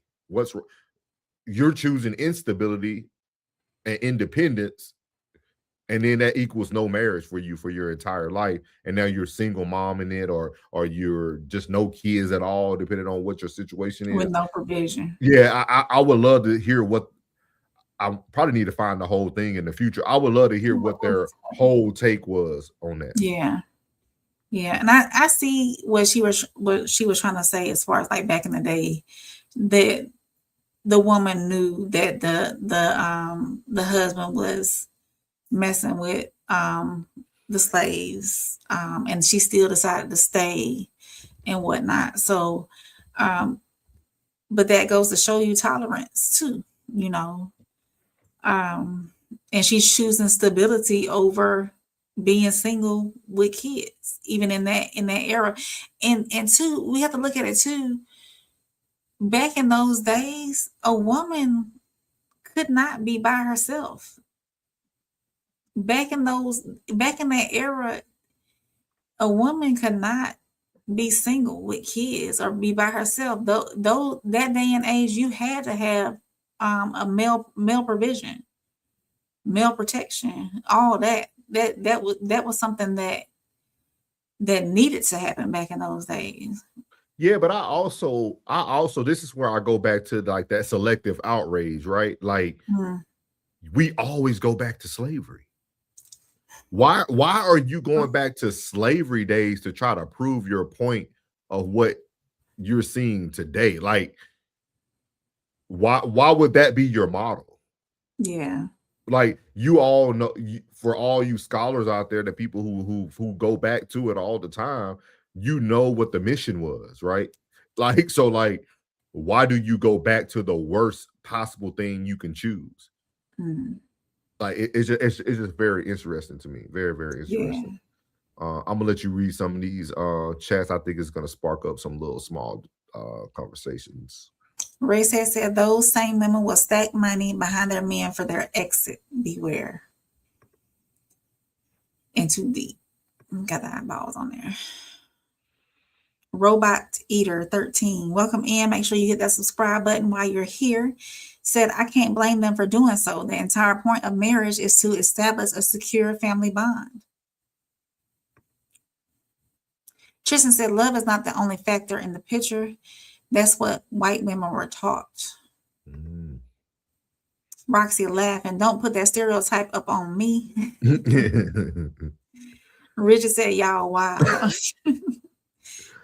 Little lady 1770, welcome in. Make sure you hit that subscribe button, hit that like button. And she said, and that's the truth. Why she beat and unalive the children? Oh, she's talking back in the slavery days. Okay. Yep. And too deep laughing, I'm assuming that's what it is. Jen said marriages would last longer, not marrying for love for sure. See? Okay, Jen. And too deep said, I think it's different. In Rain's scenario, she probably has black women as friends. These other women that are going after black men don't have that similar situation, so it's for stability. Yeah. We understood, yeah. She's adding it on to the okay. Race has said, if a man takes care of home, most white women will put up with all types.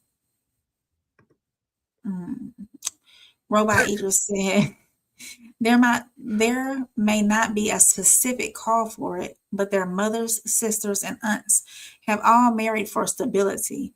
Why wouldn't they continue what they have seen in their own lives? That's what you were saying, right? It's like they seen what equals success for them. That's what I'm saying. Like, I feel like as black people, we want to push back so hard that we don't want to follow what's supposed to be success. Like, oh, I ain't listen to that white man. I don't want no handouts. I'm gonna say I got it out the mud. Okay. Well, you take 15 years to get to the same top of the tree I'm gonna get to in 10 days. I'll see you there. You know what I mean? Like it's like we want to glorify the struggle instead of saying, hey, let me see if this actually works. And you can still have hard boundaries too, right? Let's say you initially married for stability as a black woman with a black man, but your hard boundary is no infidelity. And if that happens, you leave. That doesn't mean you didn't marry for stability. It just means that you married for stability, but then the person crossed your boundary. Like, it's no different. Like, it's just weird. And Sudeep said, what is out? We know they got the highest divorce rate, so they are married to get finance, but they just want to extract them. Stereotypically, of course. Little lady said, Black women are called gold diggers. You got some white women out here like that too. Not seen so much, but they're out here. But little lady, I think gold diggers aren't seeking marriage though. Like, I think that's the key word here, right? Like, they're just trying to get what they can get opportunities. Yeah, they're just trying to get the materialistic things. Now, you could be a married gold digger. Could. Like you know what I mean? But I think it's just a different way of like the way they're viewing it. But I respect your opinion. I see what you're saying. Robot Eater says single event cheating is the worst case scenario though. Why so? One time? Done? One and done? Is that what you mean? Yeah, I think he's going to talk about it though. Yeah. Ray said, little lady, gold diggers have no color. They come in all shapes, sizes, and colors. They do. Robot Eater said, anyone can be called a gold digger if they are not willing to provide commensurate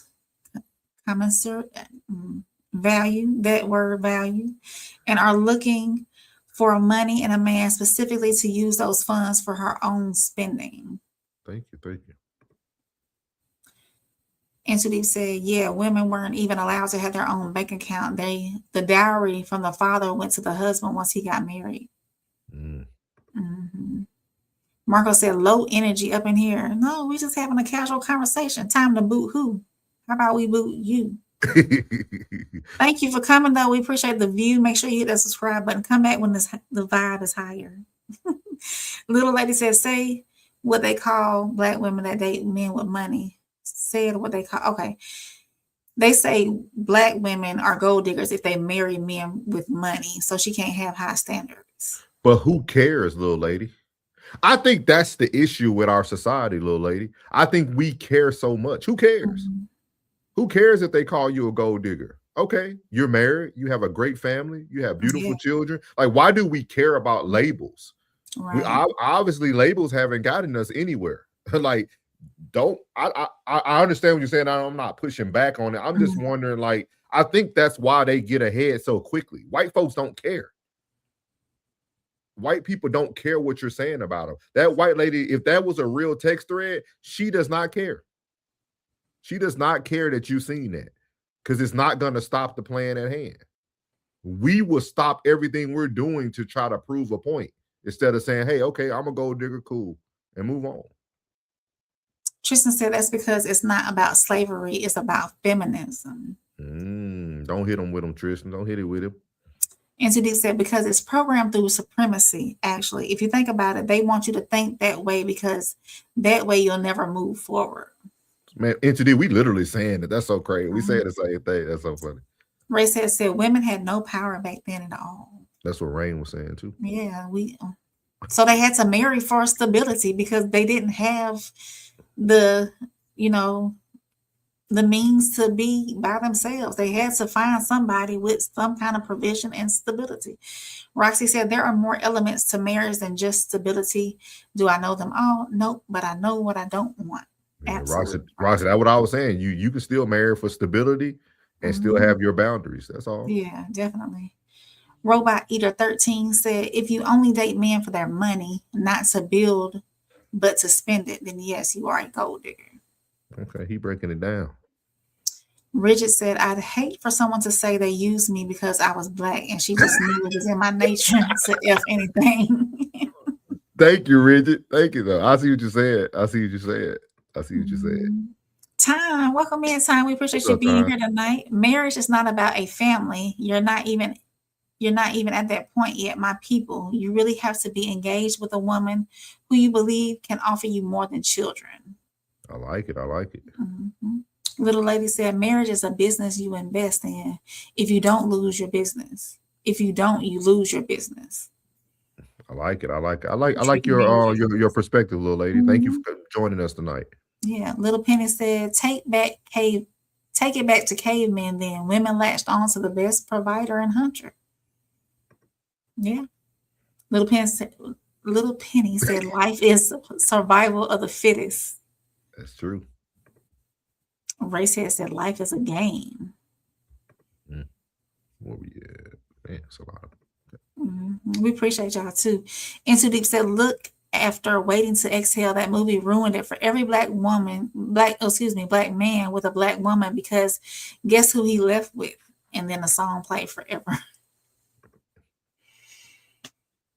Gotta remember, I was grown when that came out. Yeah, I feel you. Tom said, main ingredient, and it's nothing you put in the food. Everybody plays a fool sometimes. No exceptions to the rules. I love that baby, song. main ingredient was a group. Yes. Yeah, I like it. I love the song. I love the song play. Thank you, Into Deep, guys. 86K out of here. Tom said, who's making love to your old lady while you out here making love to Johnny Taylor? I got another one. It's cheaper to keep her. Tristan said, if you think marriage, a man with money is the standard, or marrying a man with money is the standard, you are lost, my sister, respectfully. Little lady said, you are right about the label, not disagreeing. I appreciate you, little lady. I love this conversation. It's great conversation. Yeah. And little lady, if you still here, my biggest thing I try to tell people is we have to remove a lot of the thought process that we have been thinking in, because I think it's leaving us behind. Like they're moving ahead because they don't care. They don't have a filter. They don't have anything that's holding them back. That's why slavery was able to be accomplished. They didn't care how nobody thought about them. They had a plan, they executed the plan, and it went through. Like we as black people, we care so much about how everybody thinks about us, what everybody feels about us. Like, no. And then if you don't think the same within the black community, you're Uncle Tom, you're a coon, you doing all these things, you're a conservative, so you stupid. And like, no, I just don't think like you, because my life has shown me that when I think differently, I get different results. That's why I tell people. Yeah. Ray said it's working. Look at the NBA and their women. Tom said, if you don't love people for who they are before you even mess with them, then you are the fool. Those are the basic rules in life. So gave you the recipe on the basics. Who cares if you're a player? Yeah. Keep it basic. Ray said, I know a few that married for stability and it's completely unstable. Roxy said, hit that like and subscribe, y'all. Yes, hit that like and subscribe. Tristan said, marriage is not a business. That's a feminist talking point. And everybody who's watching on the vertical platform, please hit the hearts, the smiley faces. Please engage with that live too if you're on the vertical. Yeah. Thank you. And Too Deep said, Tom, my name is Jody. Little lady said, I'm listening to those songs again, laugh out loud.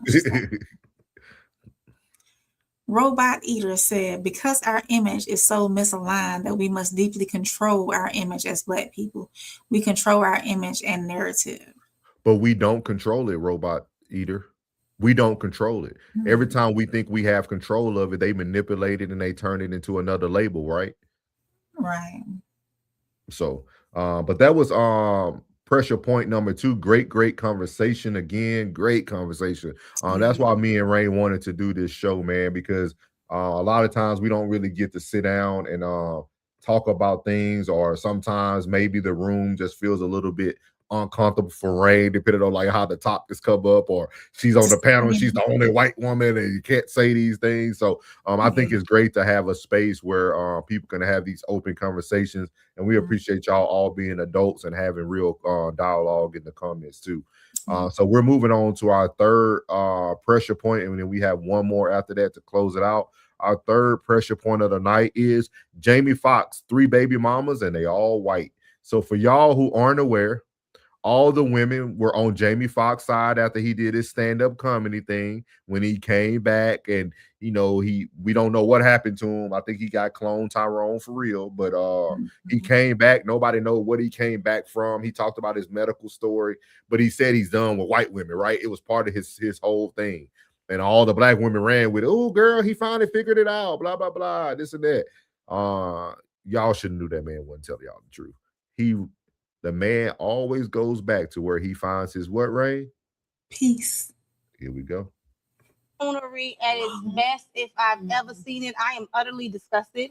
I feel like definitely he was reading the room at that time and trying to appease to the Black audience that was clearly in there. And you're preying on this Black love, Black community type thing. So where he's telling Black women, trying to, you know, superficially validate them, oh, that I no longer want white women. And then at the end of that, he said that he's not gonna, you know, date white women in public. But my whole thing is, you know, I want to understand the outrage, but I'm not shocked at all. Jamie Foxx will be his third baby mother. This is his third white woman that he is having a child with. At the end of the day, as much as I want to be appalled, I am at a stance in my life right now where I don't want nobody, don't want me. Right. Okay. And as a Black man, if you are not interested in a Black woman and you want a white woman, stay over there and get that white audience to support you, because we are always rallying behind people that pretend to be our people when they have no love for the Black woman. And I don't want to make it black and white, but let's keep it a buck. For me, this is coonery at its best if I've ever seen it. I am utterly disgusted.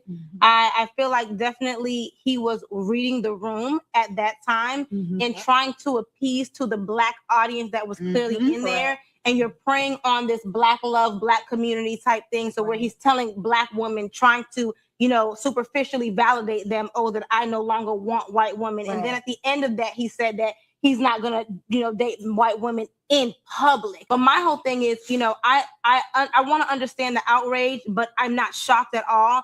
Jamie Foxx will be his third baby mother. This is his third white woman that he is having a child with. At the end of the day, as much as I want to be appalled, I am at a stance in my life right now where I don't want nobody, don't want me. Right. Okay. And as a Black man, if you are not interested in a Black woman and you want a white woman, stay over there and get that white audience to support you, because we are always rallying behind people that pretend to be our people when they have no love for the Black woman. And So we're gonna stop it there.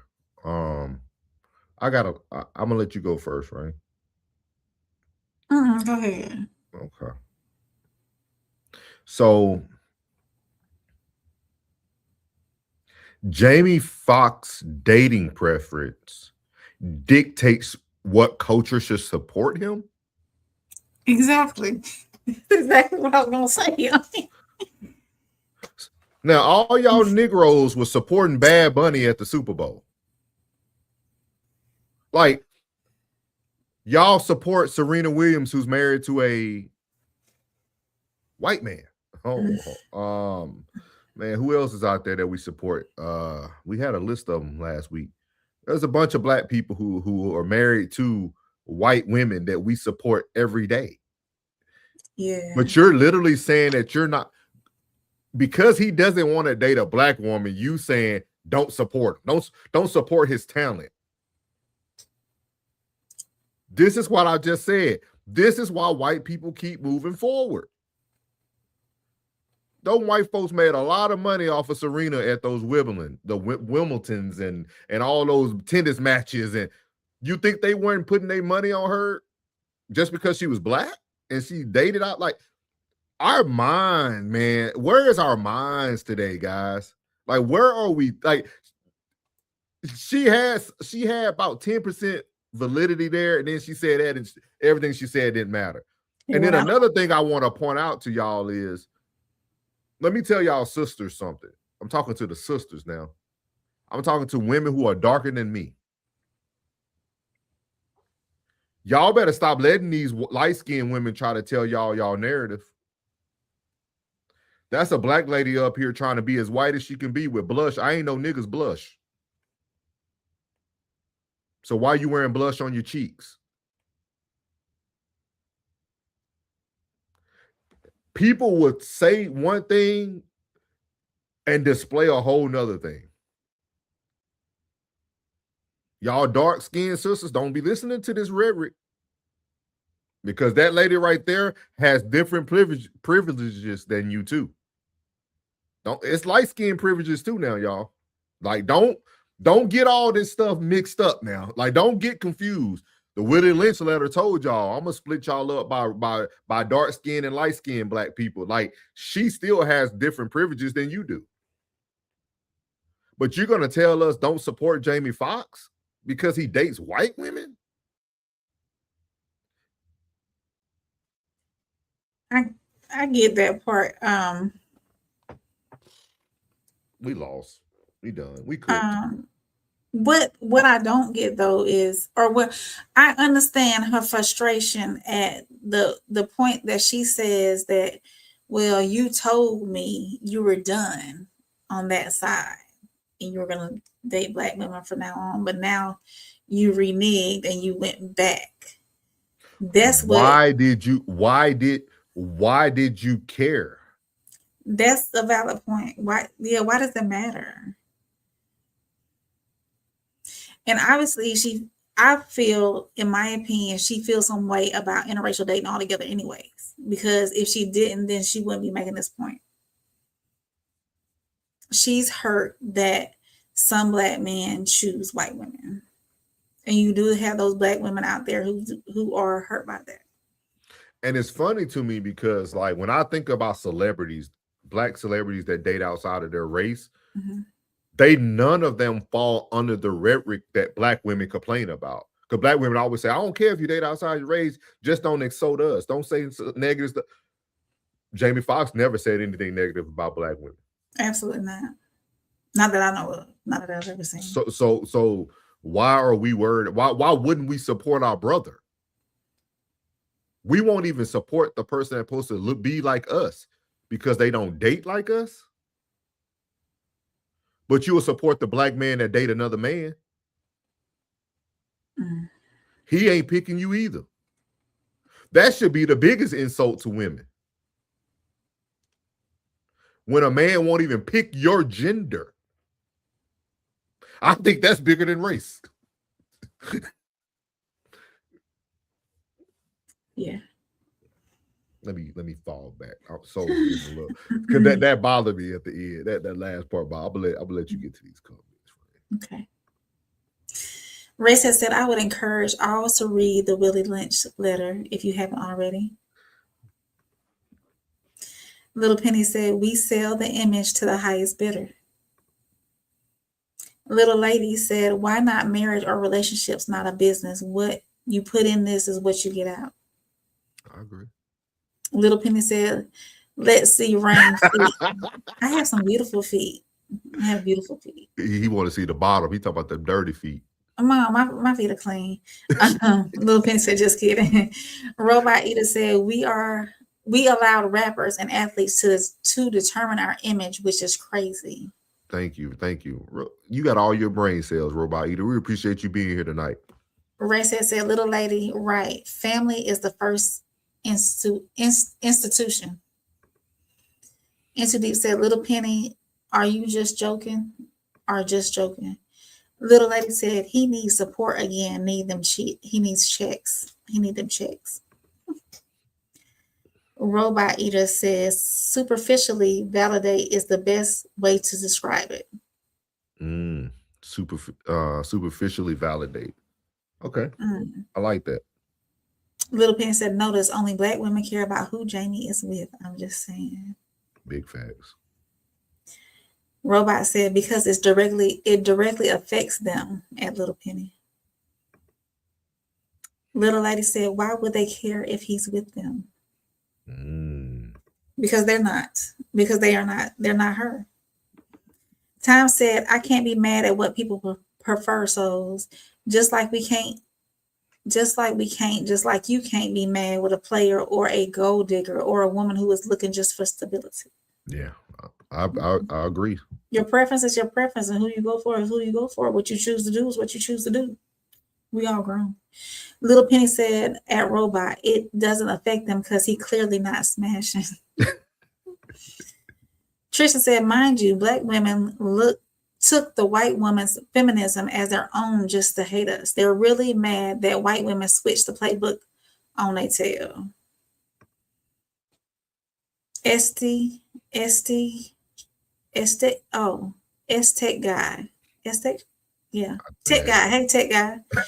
I love on a person-by-person basis, regardless of genetics. Okay, welcome in. Hit that subscribe button while you're here. Little lady said, not me. Robot said, Jamie Foxx is a sex symbol, catering to mostly black female audiences. How do you imagine it feels to be rejected by the man you are literally supporting? So this is a bigger conversation, though. Like I love this. I think it's a great question. Mm-hmm. You only can cater to the people who accepted you, right? He only catered to black females because that's who catered to him. Like, but also he is on one of the biggest white people shows called Shazam, where white women love him. You know what I mean? Like, yeah. Just like I think I see what you're trying to say, Rope, but it's almost like black women not mad that Neo got 16 different women. He like it's like we pick and choose what we like. You know what I mean? Like it's like just because they like his music and they felt that he was a sex symbol. I mean, y'all thought another person was a sex symbol too. Only reason he went black because his career got devastated. What his name? The black dude that with Megan Good now. Major. Only reason he got Megan Good was to rebuild his image. He chose the white woman first. He chose what he liked. He didn't all of a sudden just start loving black queens and wanted a Coretta Scott King all of a sudden. When he got in trouble, he went to the first thing that was going to bail him out. And that's literally what y'all are saying here. Like, it's just crazy, man. Jen said, all because he didn't have love for the black woman, not black people collectively, okay? Big facts. Tristan says, so they would rather him make black women single mothers of baby mamas. The logic is off and they need to throw away their mics. They need to throw their mics. Yeah. Yep. Yeah, would it have been different if they were all black and he had 3 black baby mamas? What I mean, what? Yeah, but Tristan, but they don't go. But nobody's slandering people like Nick Cannon.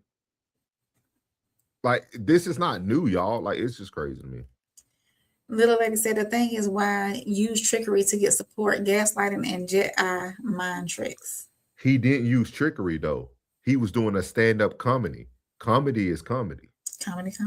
So however you took that joke he made, that's on you. Mm-hmm. Comedy is comedy. Like he literally was doing a stand-up. Little Penny said robots. I'm a man, so I don't care if a man rejects me. But if their self-esteem is that low that they pick a man that doesn't value them, they got father figure issues they need to take care of. Tom said Naomi Campbell, who was the lady that was married to Robin Thicke, the black actress. Yeah. That's her? Robin Thicke. I think so.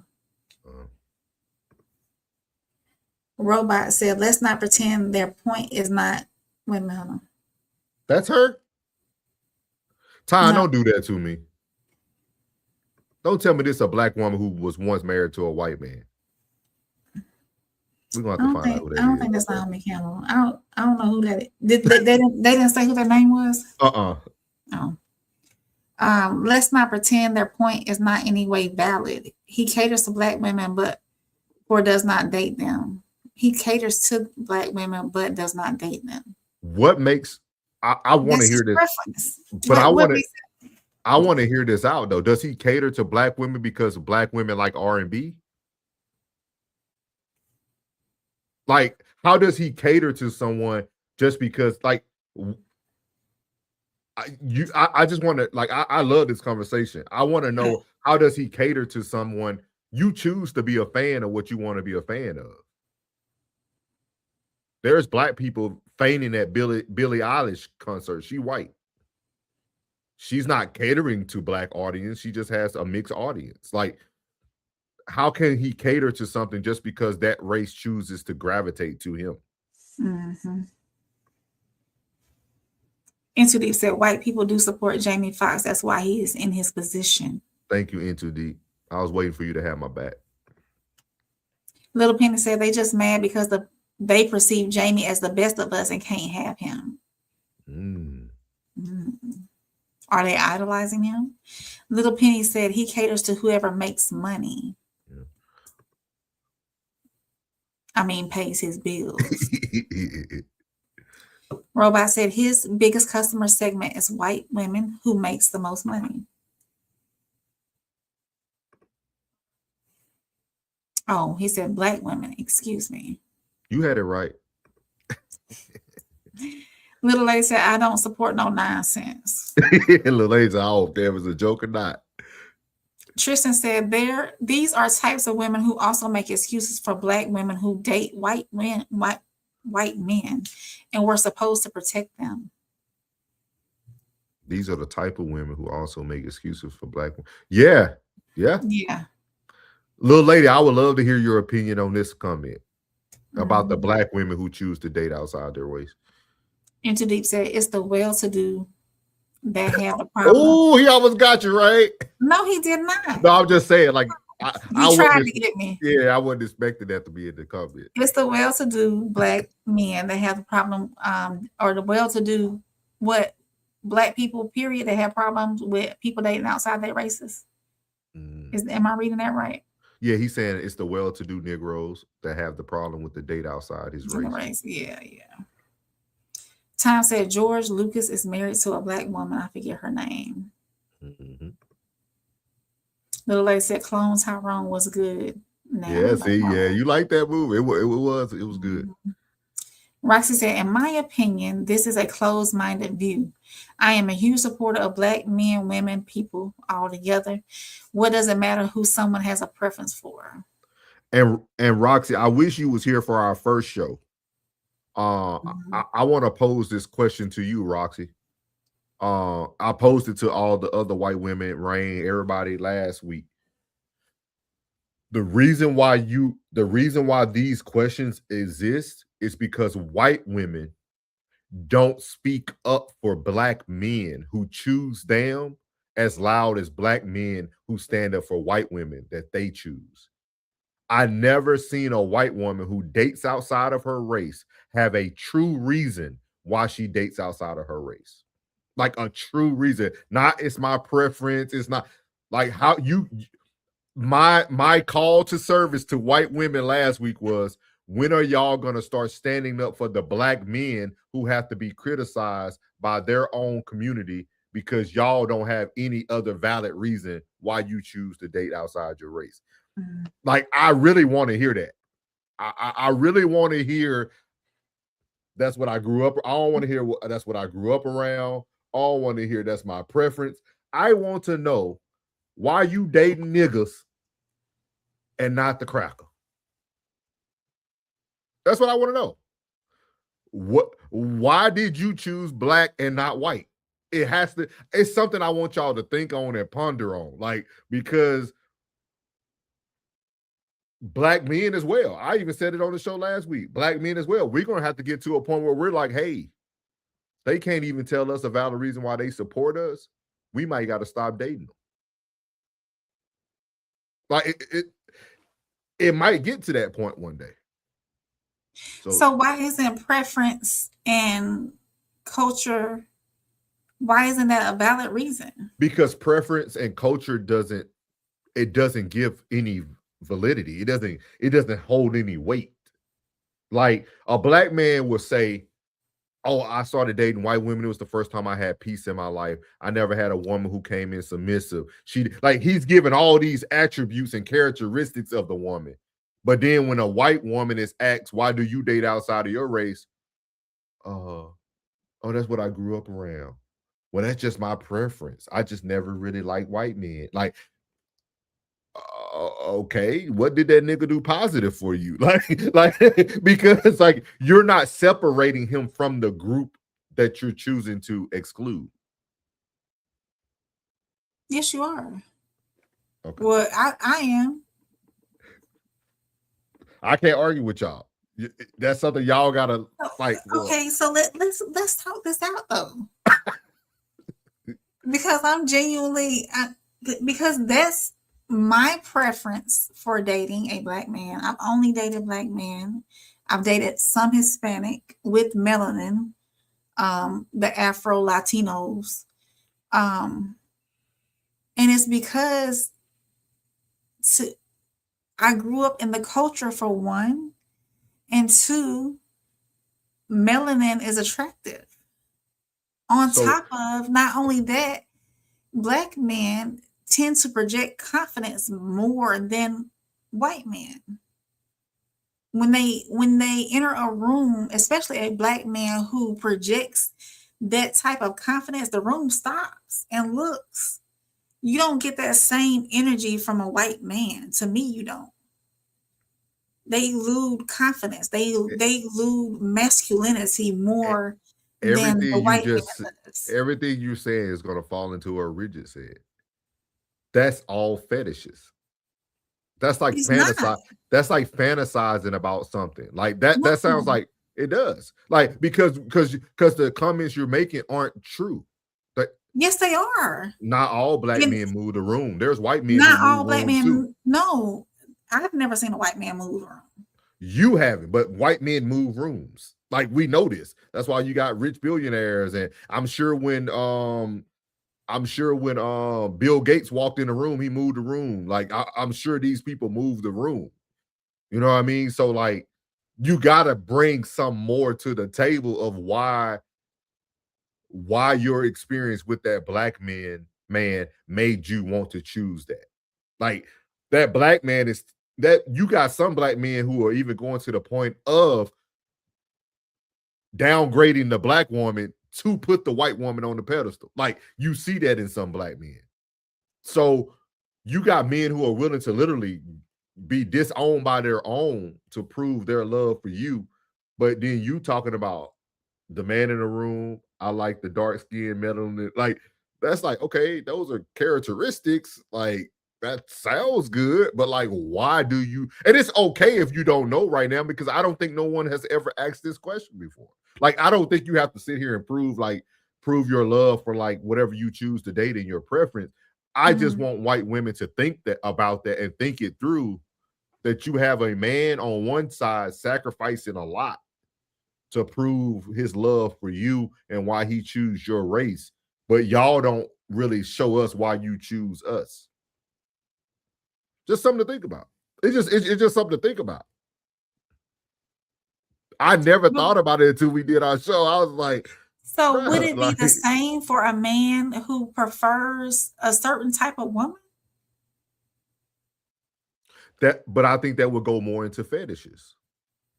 So are we choosing based off fetishes, or what are we choosing? I can't say we, because I just said most Black men are. I'm talking about humans, period. What we desire is our preference. I think humans who can't really articulate why they choose a certain person, it is fetishes. If you don't have the words to describe why you're really with someone and why you choose that race, you know what I mean? It's almost like a person could tell you why they like driving only Ford trucks. You might love Chevys, but they could tell you, no, I love Fords. They created this motor, blah, blah, blah. Like they have all these reasons why they love Ford, but Rain loves Chevy. But Rain can stand on why she loves Chevy. But you can't say because Chevy has a nice grill. Yes, you can. Chevys make a beautiful red color. I can choose a Chevy off the body style if I want to. You ruined it. And performance. Let's get to these comments. Because we can be back and forth here for a minute. What we got next? What's the I know they going in on me, so come on. Time said, when it works, and thank y'all on TikTok for checking in on TikTok too. Check the bio for the link to the YouTube. Tom said, when it works for the Black woman, it's okay for the sisterhood sisters. But once the Black man starts dating the white woman, don't come back to this side. These Black women are hypocrites. I wasn't expecting that from you, Tom.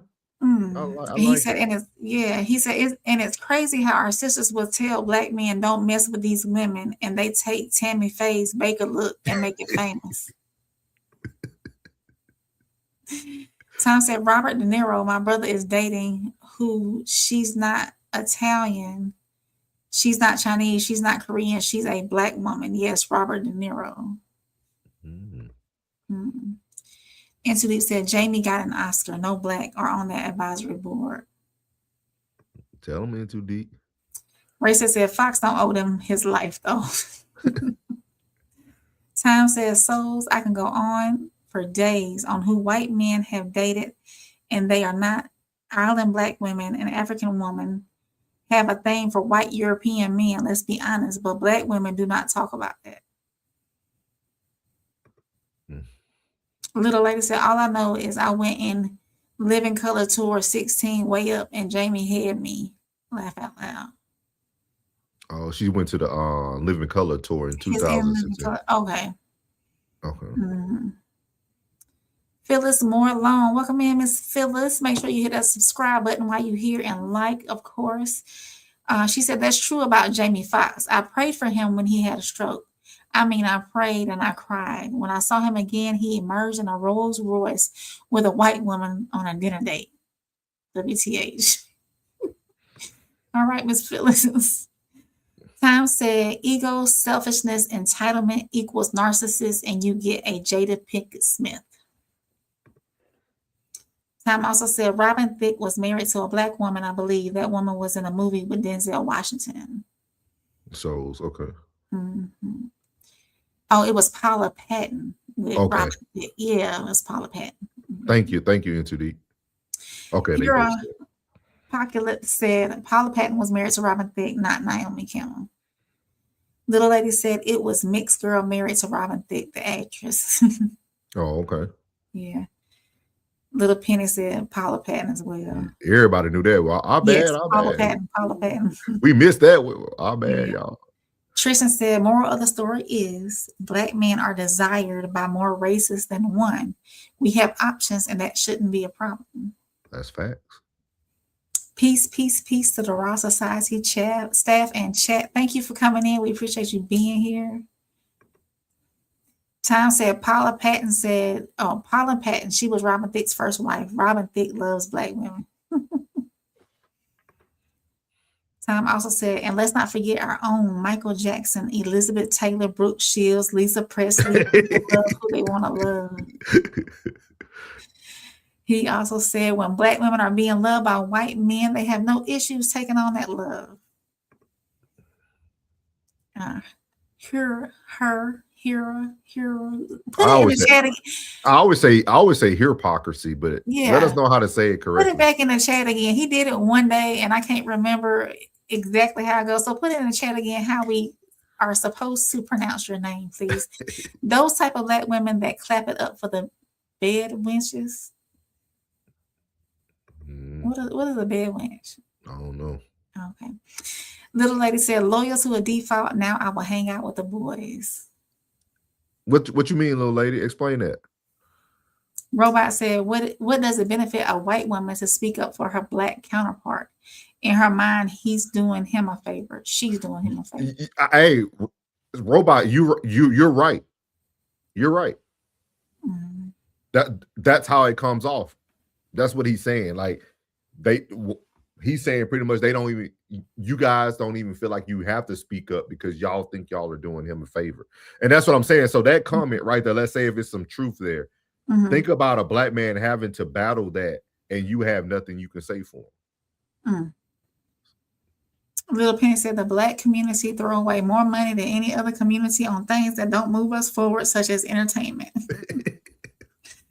Van Lyke, we appreciate you being in here. Make sure you hit that subscribe button. They said, because I don't know if you're male or female, if we're all from Adam and Eve, then why are we discriminating about which race? We agree. Hira said, it matters because way too many one-sided ish goes on. Black men are condemned when dealing with white women, but black women are celebrated when being with white men. Thank you. See, that's what I'm saying. That's what I'm saying, dog. I'm telling you. Heru. Time says, so a man has unconditional love, but more than that, we are protectors of the people we love. There's a difference. Women can have unconditional for love that loves them. We protect our love as men. Okay. Little Penny says, souls, black women like rich crackers more than saltines.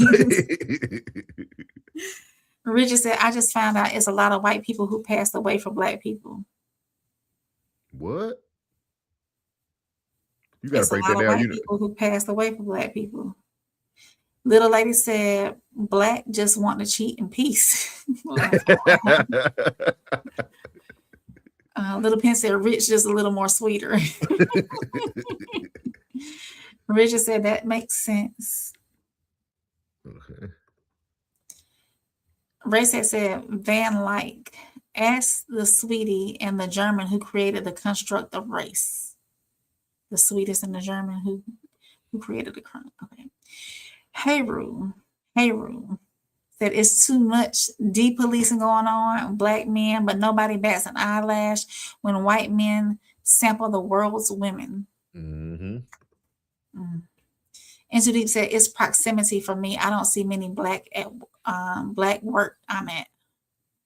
Many black work I am at. Bridget said, he's saying why. That's my preference, but why? Thank you, Bridget. Tristan says she's basically saying our masculinity hits different. Absolutely. Thank you, Tristan. I like how y'all try to give us a rope. It's too late. Now give me grace. I appreciate the chat. A robot said the black family unit is under attack. Of course, people are pushing black marriage and black families is out of self-preservation. But it's the black family unit under attack by the white man, or are we feeling our own? Like that's what I'm like. These you got to miss me with all that now. Like we destroying each other now, though. Like, yeah. Like, let's say, let me ask you this question, Robot. Let's say Jamie Foxx did want to turn his leaf. Think about everything he hears today from his own people. Why would he want to go back to the same people who said they're throwing him out?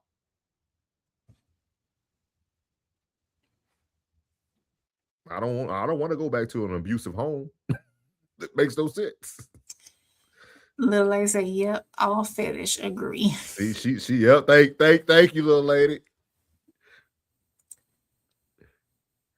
Little Penny said rain don't count because her male father figures are colored.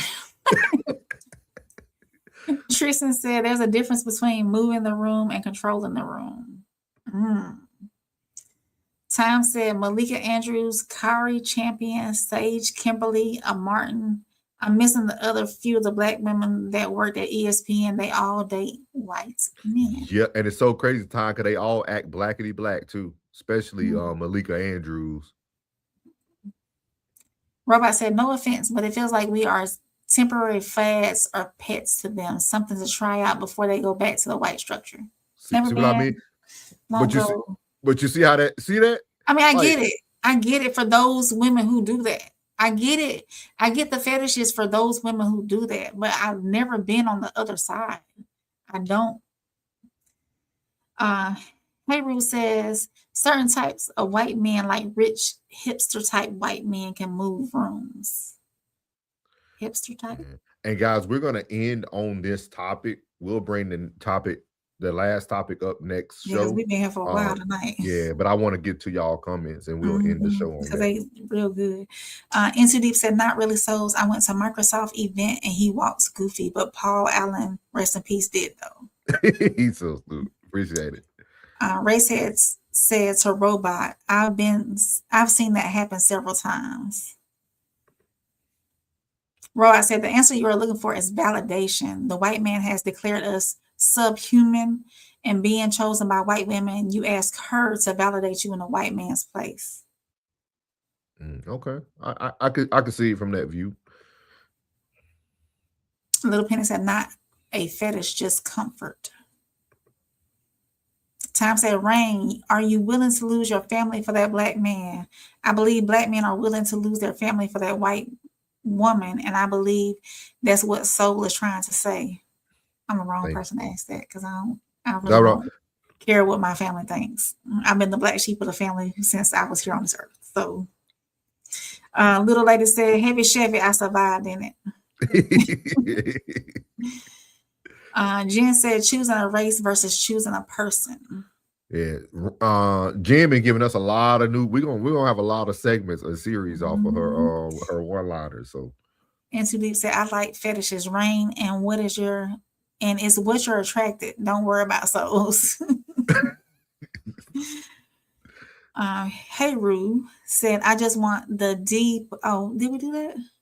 Yeah. I just want the depolicing. Yeah. Ray said Jungle Fever. You have to do a movie review on that. Bridget said, I see what he means. I want black because that's the story I want it to be real. Because that's the story I want it to be real. Roxy said, other than the reasons you said, not me to mention, for me, it's about the swagger, the way in which a black man carries himself with his head held high and proud is extremely attractive. Masculinity. That's still not answering Soul's question, Roxy. It ain't about just Soul's question. I think it's even more eye-opening that y'all can't. Like that, and this is not at you, Roxy, but just even the word language y'all using. Swagger? I wouldn't say swagger. No, I'm just saying I mean Roxy says swagger, but I like the hell high stuff. I get it, but it's like that's like something a mom tells a kid. Hold your head up, son. Like walk like what are y'all still can't articulate why you're choosing him.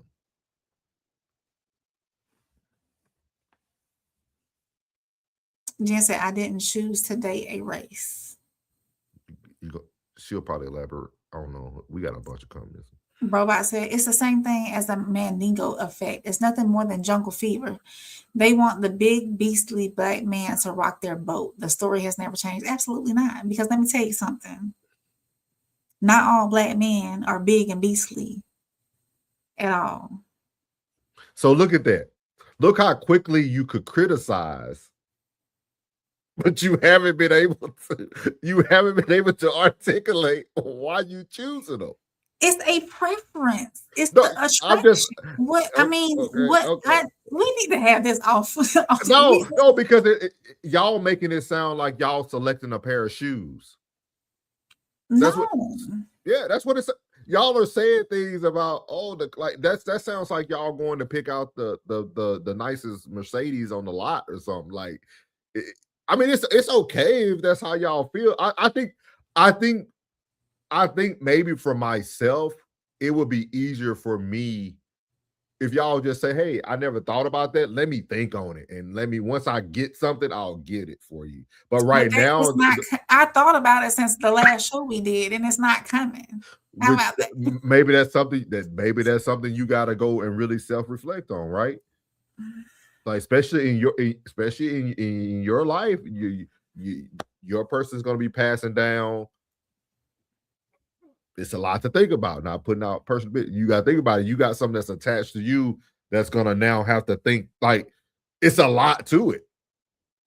Same with most, right? If y'all have interracial kids, what if they ask you that question one day? Like, what? Like, how are you going to respond? Like, what are you going to like? I'm gonna say the exact same thing I've been saying. Okay. Little lady said, I'm apologize. Just got off stumble on y'all. A little tired. No worries. No, we'll appreciate you though. We'll appreciate you. Yeah, we'll appreciate you. Make sure you come back. We own pretty much about 4 or 5 days a week. We do different shows. This is a show that myself and Rain do together, but we have no middleman. That is myself, Rain, and Uncle Plug from Uncle Plug TV. We do that about 2 to 3 days a week as well. And then we all got our individual shows we do too. Yeah. Roxy said, it's very different. I have always had more black men attracted to me than white men too. I like my coffee dark.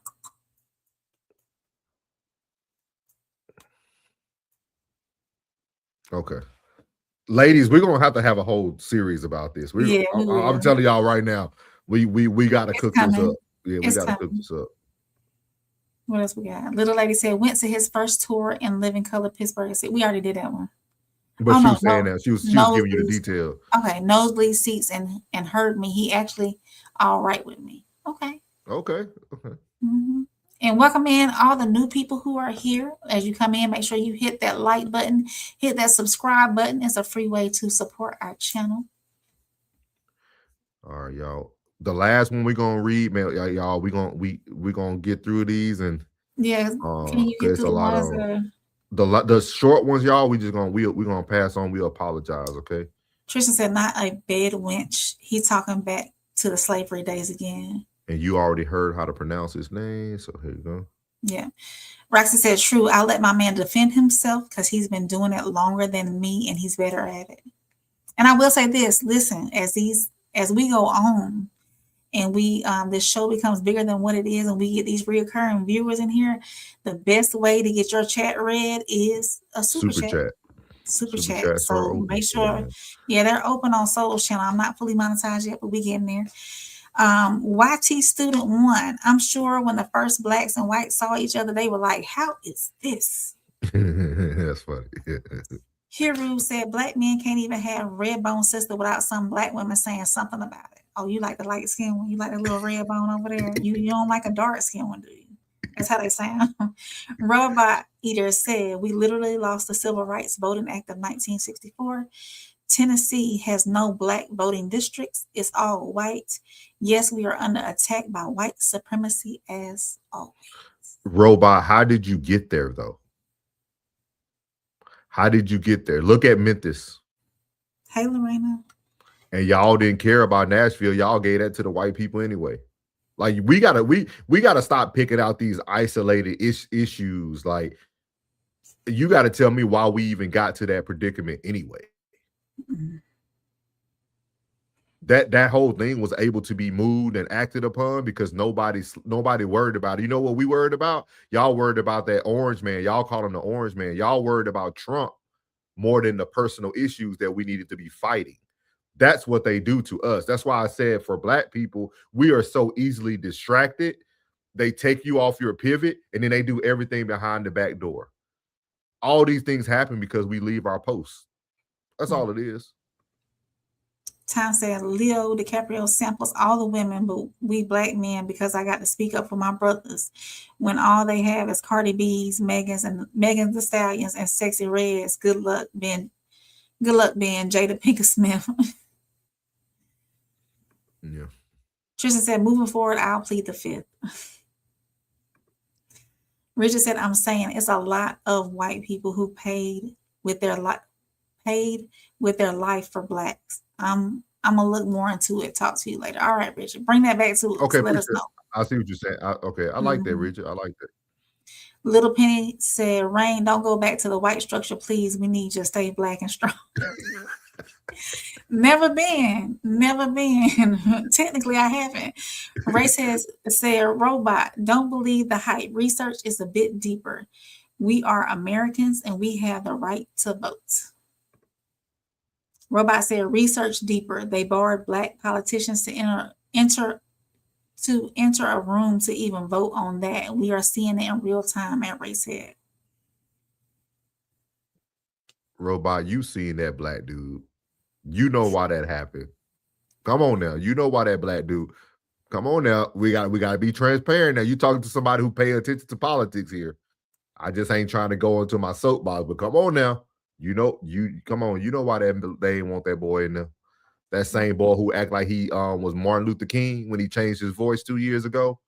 And then they came out with a video of how he really speaks. And he talks to his friends just like this. Yeah, come on, y'all. Y'all, come on now. Tom said, so God bless the women of the 80s that had common sense and knew what yeast was to put in flour to make bread.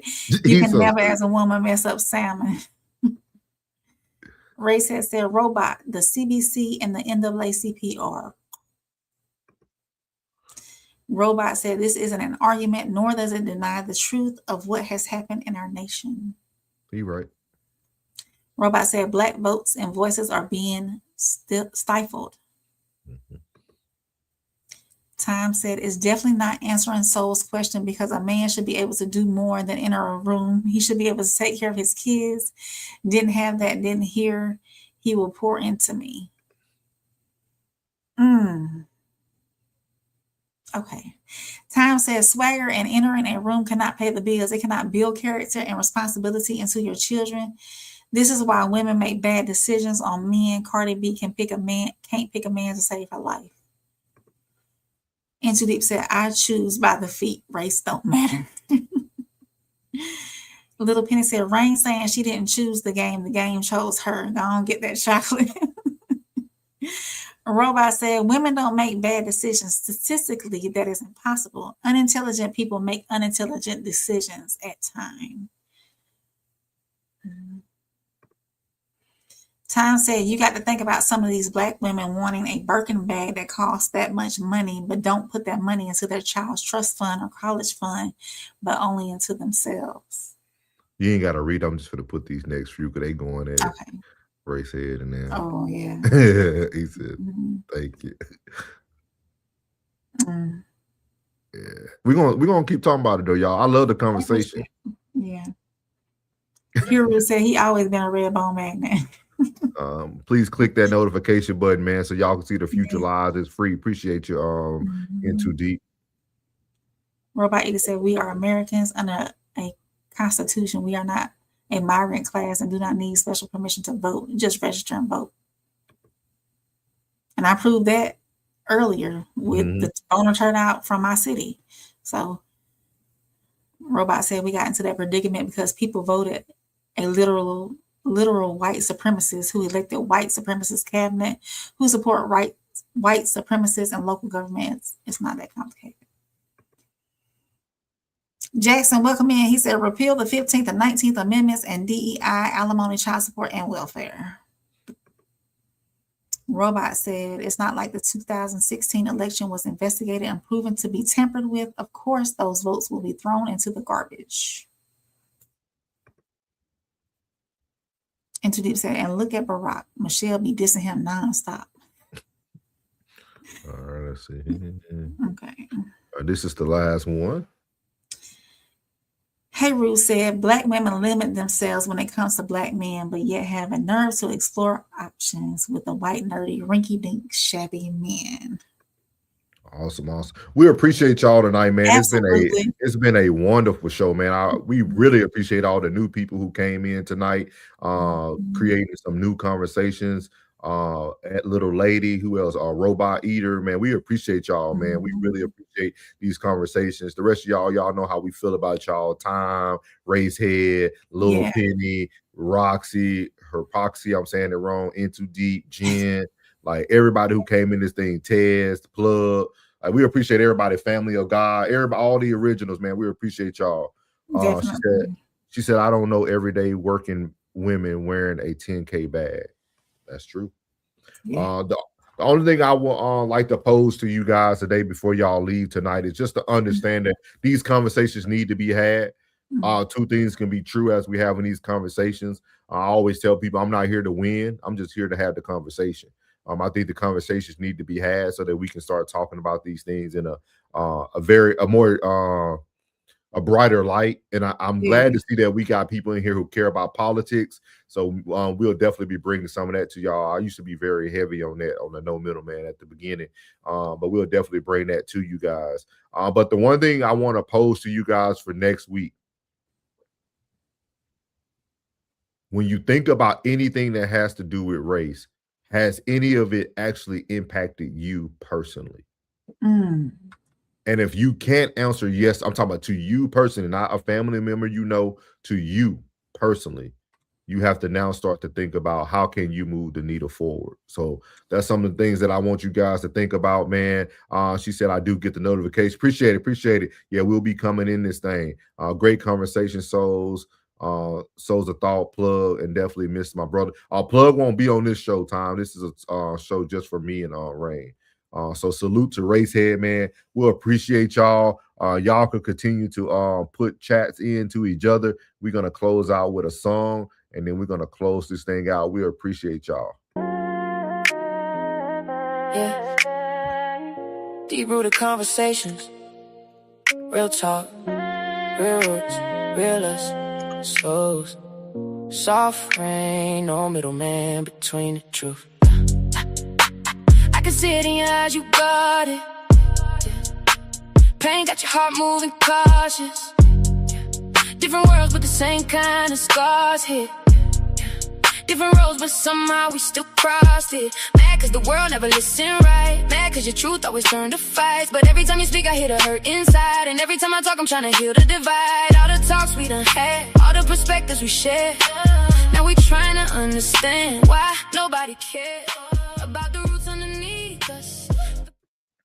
right, y'all. Thank y'all for listening to one of our new songs, man. And Miss Rain is gonna close us out for the night. And that's another conversation from same soil, different roots, different perspectives, different life experiences, but all rooted in something real.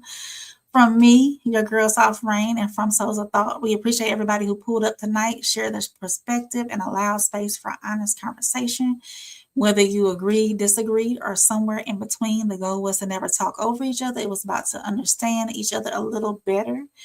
Of course, make sure you like, subscribe, share the show, and keep the conversation going. And especially if you are catching this on the rewatch, leave comments, we talk back. And remember, even when we come from the same soil, our roots can still grow differently. So good night, y'all.